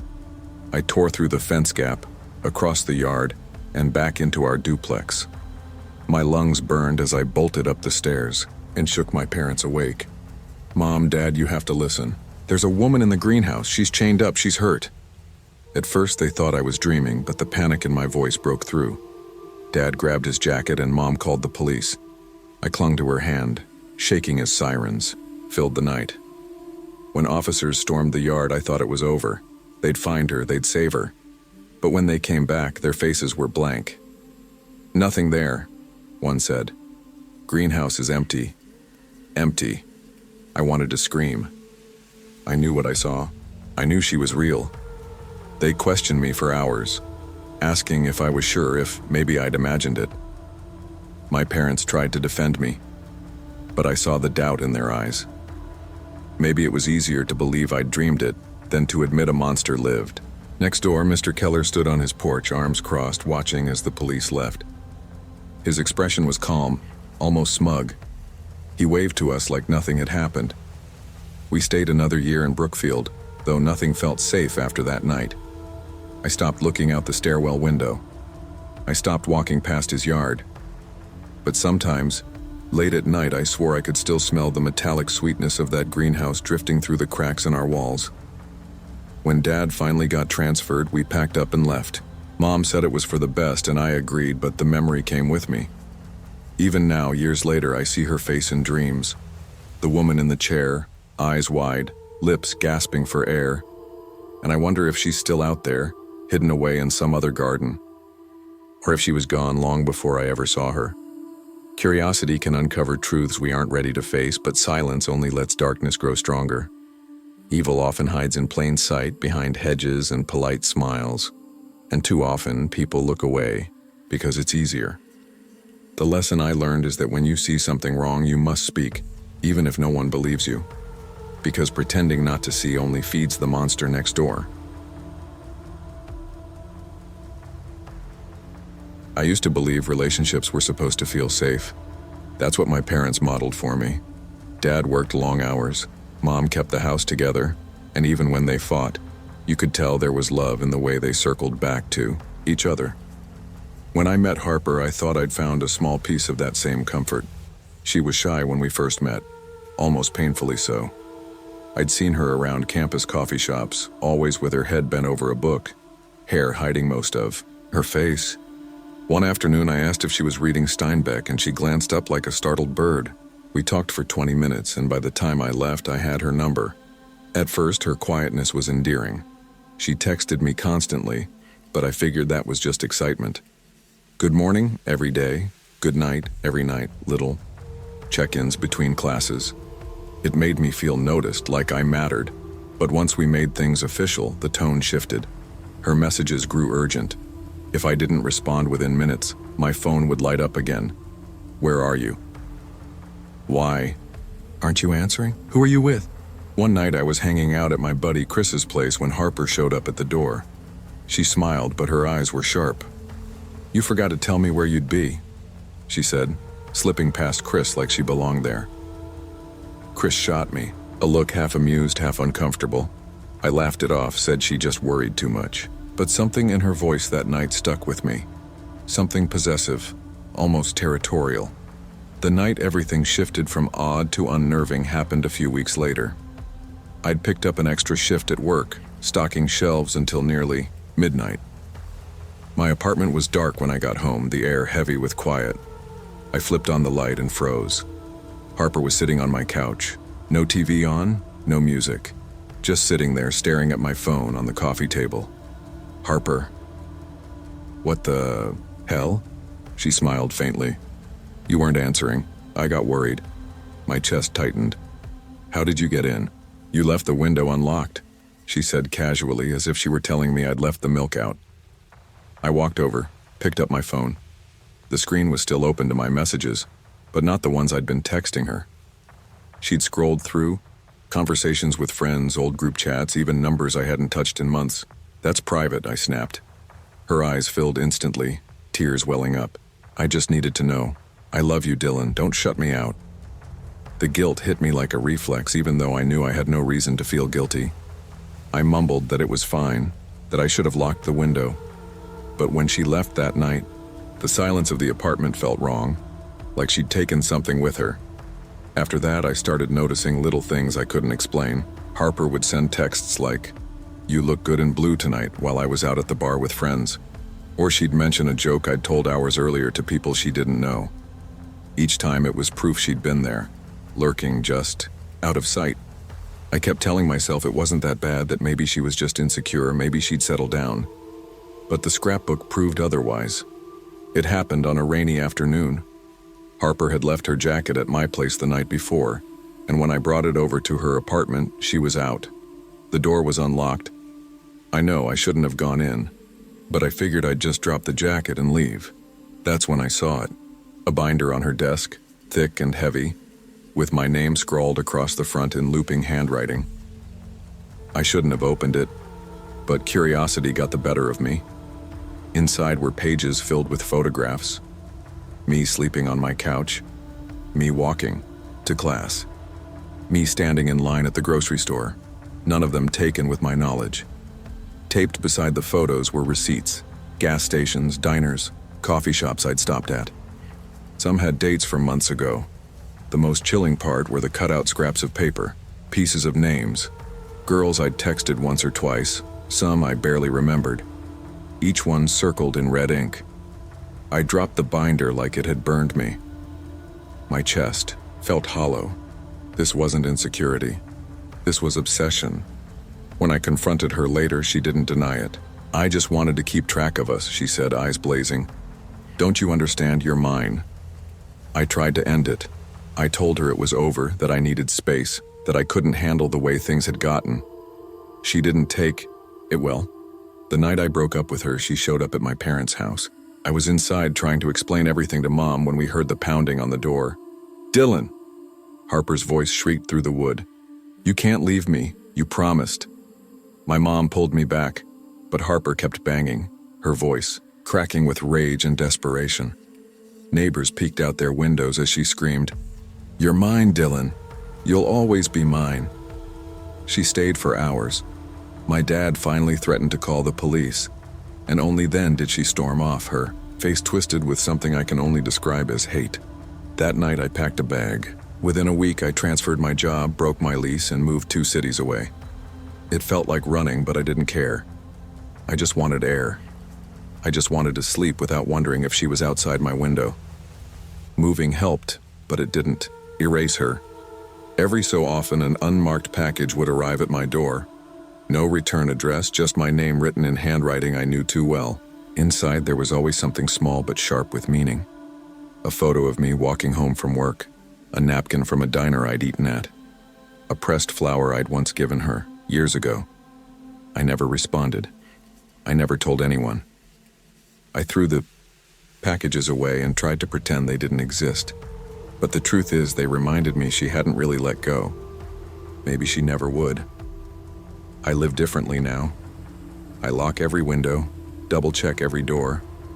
I don't share details online, don't mention where I'm going or who I'm with. Some days I almost forget. But then the mail comes, and my stomach knots. I don't know if Harper will ever stop watching me. What I do know is that love should never feel like being hunted. Obsession disguised as love is one of the most dangerous lies you can believe. Real love doesn't demand control, doesn't invade your privacy, and doesn't leave you afraid. If someone crosses the line between care and possession, you owe it to yourself to walk away, no matter how hard it feels. Because holding on to someone who won't respect your freedom isn't love at all. It's a cage. If you'd asked me a year before, I would have laughed at the idea of taking a live-in aide job in some manicured gated condo community. But life has a way of twisting your plans. I was 27, between jobs, tired of scraping by on temporary work that never covered more than rent and ramen. When I saw the listing, home health aide needed, live-in room and board provided, I clicked without thinking twice. The interview was with Kale's mother, Marla. She was a woman in her 50s with neat blonde hair and sharp, restless eyes. The condo smelled faintly of lemon cleaner, the kind of spotless that spoke to both pride and exhaustion. "Kale needs structure," she told me, folding her hands. "He's 21, on the spectrum, sensory issues, borderline personality traits. He's had problems with substances. Your job is to help him stay on track. Cleaning, meals, making sure he takes his medication, and most importantly, keeping the wrong people out." She leaned forward. "There's one in particular. Her name is Soraya Crail. She's 38, lives downstairs. She's not allowed in this unit. Ever. Do you understand?" I nodded, though her intensity made me nervous. When I met Kale, I didn't know what to expect. He was tall, skinny, messy black hair falling into his eyes. He avoided my gaze at first, but then surprised me with a blunt, almost childlike, "Do you like movies?" That was the start. He was sweet in ways that snuck up on you, leaving me little notes about groceries he wanted, humming when he thought no one was listening. But he was unpredictable too, shifting moods like weather. Some days he'd pace the condo, talking fast, insisting he needed to drive somewhere at midnight. Other days he'd sit in silence, staring at his hands. I found myself protective of him, maybe too quickly. There was something fragile about Kale, like one wrong influence could unravel the delicate balance Marla had tried to build. And then, one afternoon, I saw her. Through the blinds, down by the mailboxes, a woman stood smoking, her hair stringy, makeup smudged, body jittering like she was running on fumes. She caught me looking and smiled, wide, knowing. That had to be Soraya. It didn't take long for Soraya to make herself known. The first knock came on a Tuesday evening, around 9. Cale was out with a day program, and I was folding laundry. In the living room, the pounding startled me. It was sharp, insistent. I opened the door just a crack. "Hey, sweetie," she said, leaning against the frame. Up close, she looked even worse. Eyes red, lips cracked, skin sallow. "Cale home?" "No," I said firmly. She sniffed, glanced past me into the condo. "Tell him I need to talk, just 5 minutes." "I'll pass along the message," I replied, shutting the door. That was the start of a pattern. She'd linger outside, pretending to check her mail, smoking with exaggerated exhales. She'd wave at me like we were neighbors swapping pleasantries, but there was always that sharpness in her eyes, that edge of calculation. When I told Cale about her, he shrugged. "She's cool. She understands me." "She's not allowed in here," I reminded him. He frowned. "You sound like my mom." That stung more than I expected. I didn't want to control him. I just didn't trust her. Weeks passed. Cale had good days and bad. On the good ones, we'd make grilled cheese and watch old movies, his laughter genuine, light. On the bad ones, he'd retreat into himself, muttering about how nobody cared. I worried that Soraya fed those thoughts, that she whispered in his ear whenever I wasn't around. One night I caught him sneaking toward the door. "Where are you going?" I asked. "Nowhere." Was it her? He didn't answer, just pulled his hoodie tighter around his shoulders. I felt like I was losing ground, like the fragile trust between us was slipping through my fingers. The worst night came in November. Cale was at a late group activity, and I was alone in the condo. Around midnight, the pounding started again, this time louder, frantic, rattling the frame. I froze, heart racing. "Open up!" Soraya's voice cut through the door. "I know he's in there." I swallowed hard and called back. "He's not home.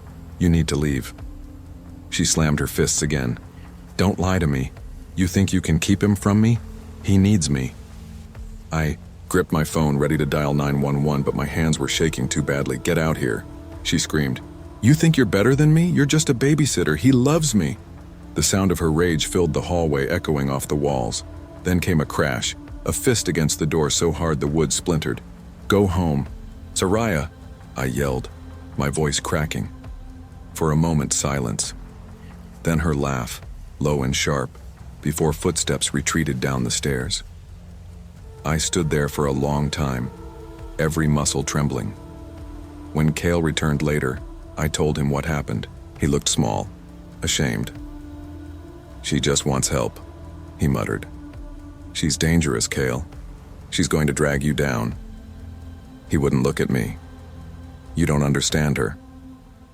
I realized then how deep her hooks were. The next day, I called my friend Nolan.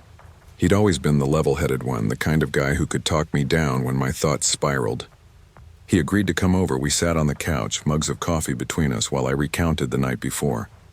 "You need to call the police," Nolan said. "They won't do anything," I sighed. "It's just her word against mine." He shook his head. "You can't wait until it's worse." As if on cue, another knock rattled the door, lighter this time, almost mocking. Nolan and I exchanged a look. I edged to the peephole. Soraya stood there, cigarette dangling, smirk on her face. "I know he's in there," she crooned. Nolan whispered, "Don't answer." We stayed silent. After a minute, she leaned closer to the door. "You think you can keep me out forever? He'll come back to me. You'll see." Her footsteps faded, but the silence she left behind felt heavier than the noise. Nolan rubbed his forehead. "She's unhinged. You have to protect yourself. And him." I nodded, but my stomach twisted. Cale didn't see her as dangerous. He saw her as the only person who didn't treat him like a patient. And that's what scared me most. Life in Silver Pine Ridge changed after that. Every creak of the stairway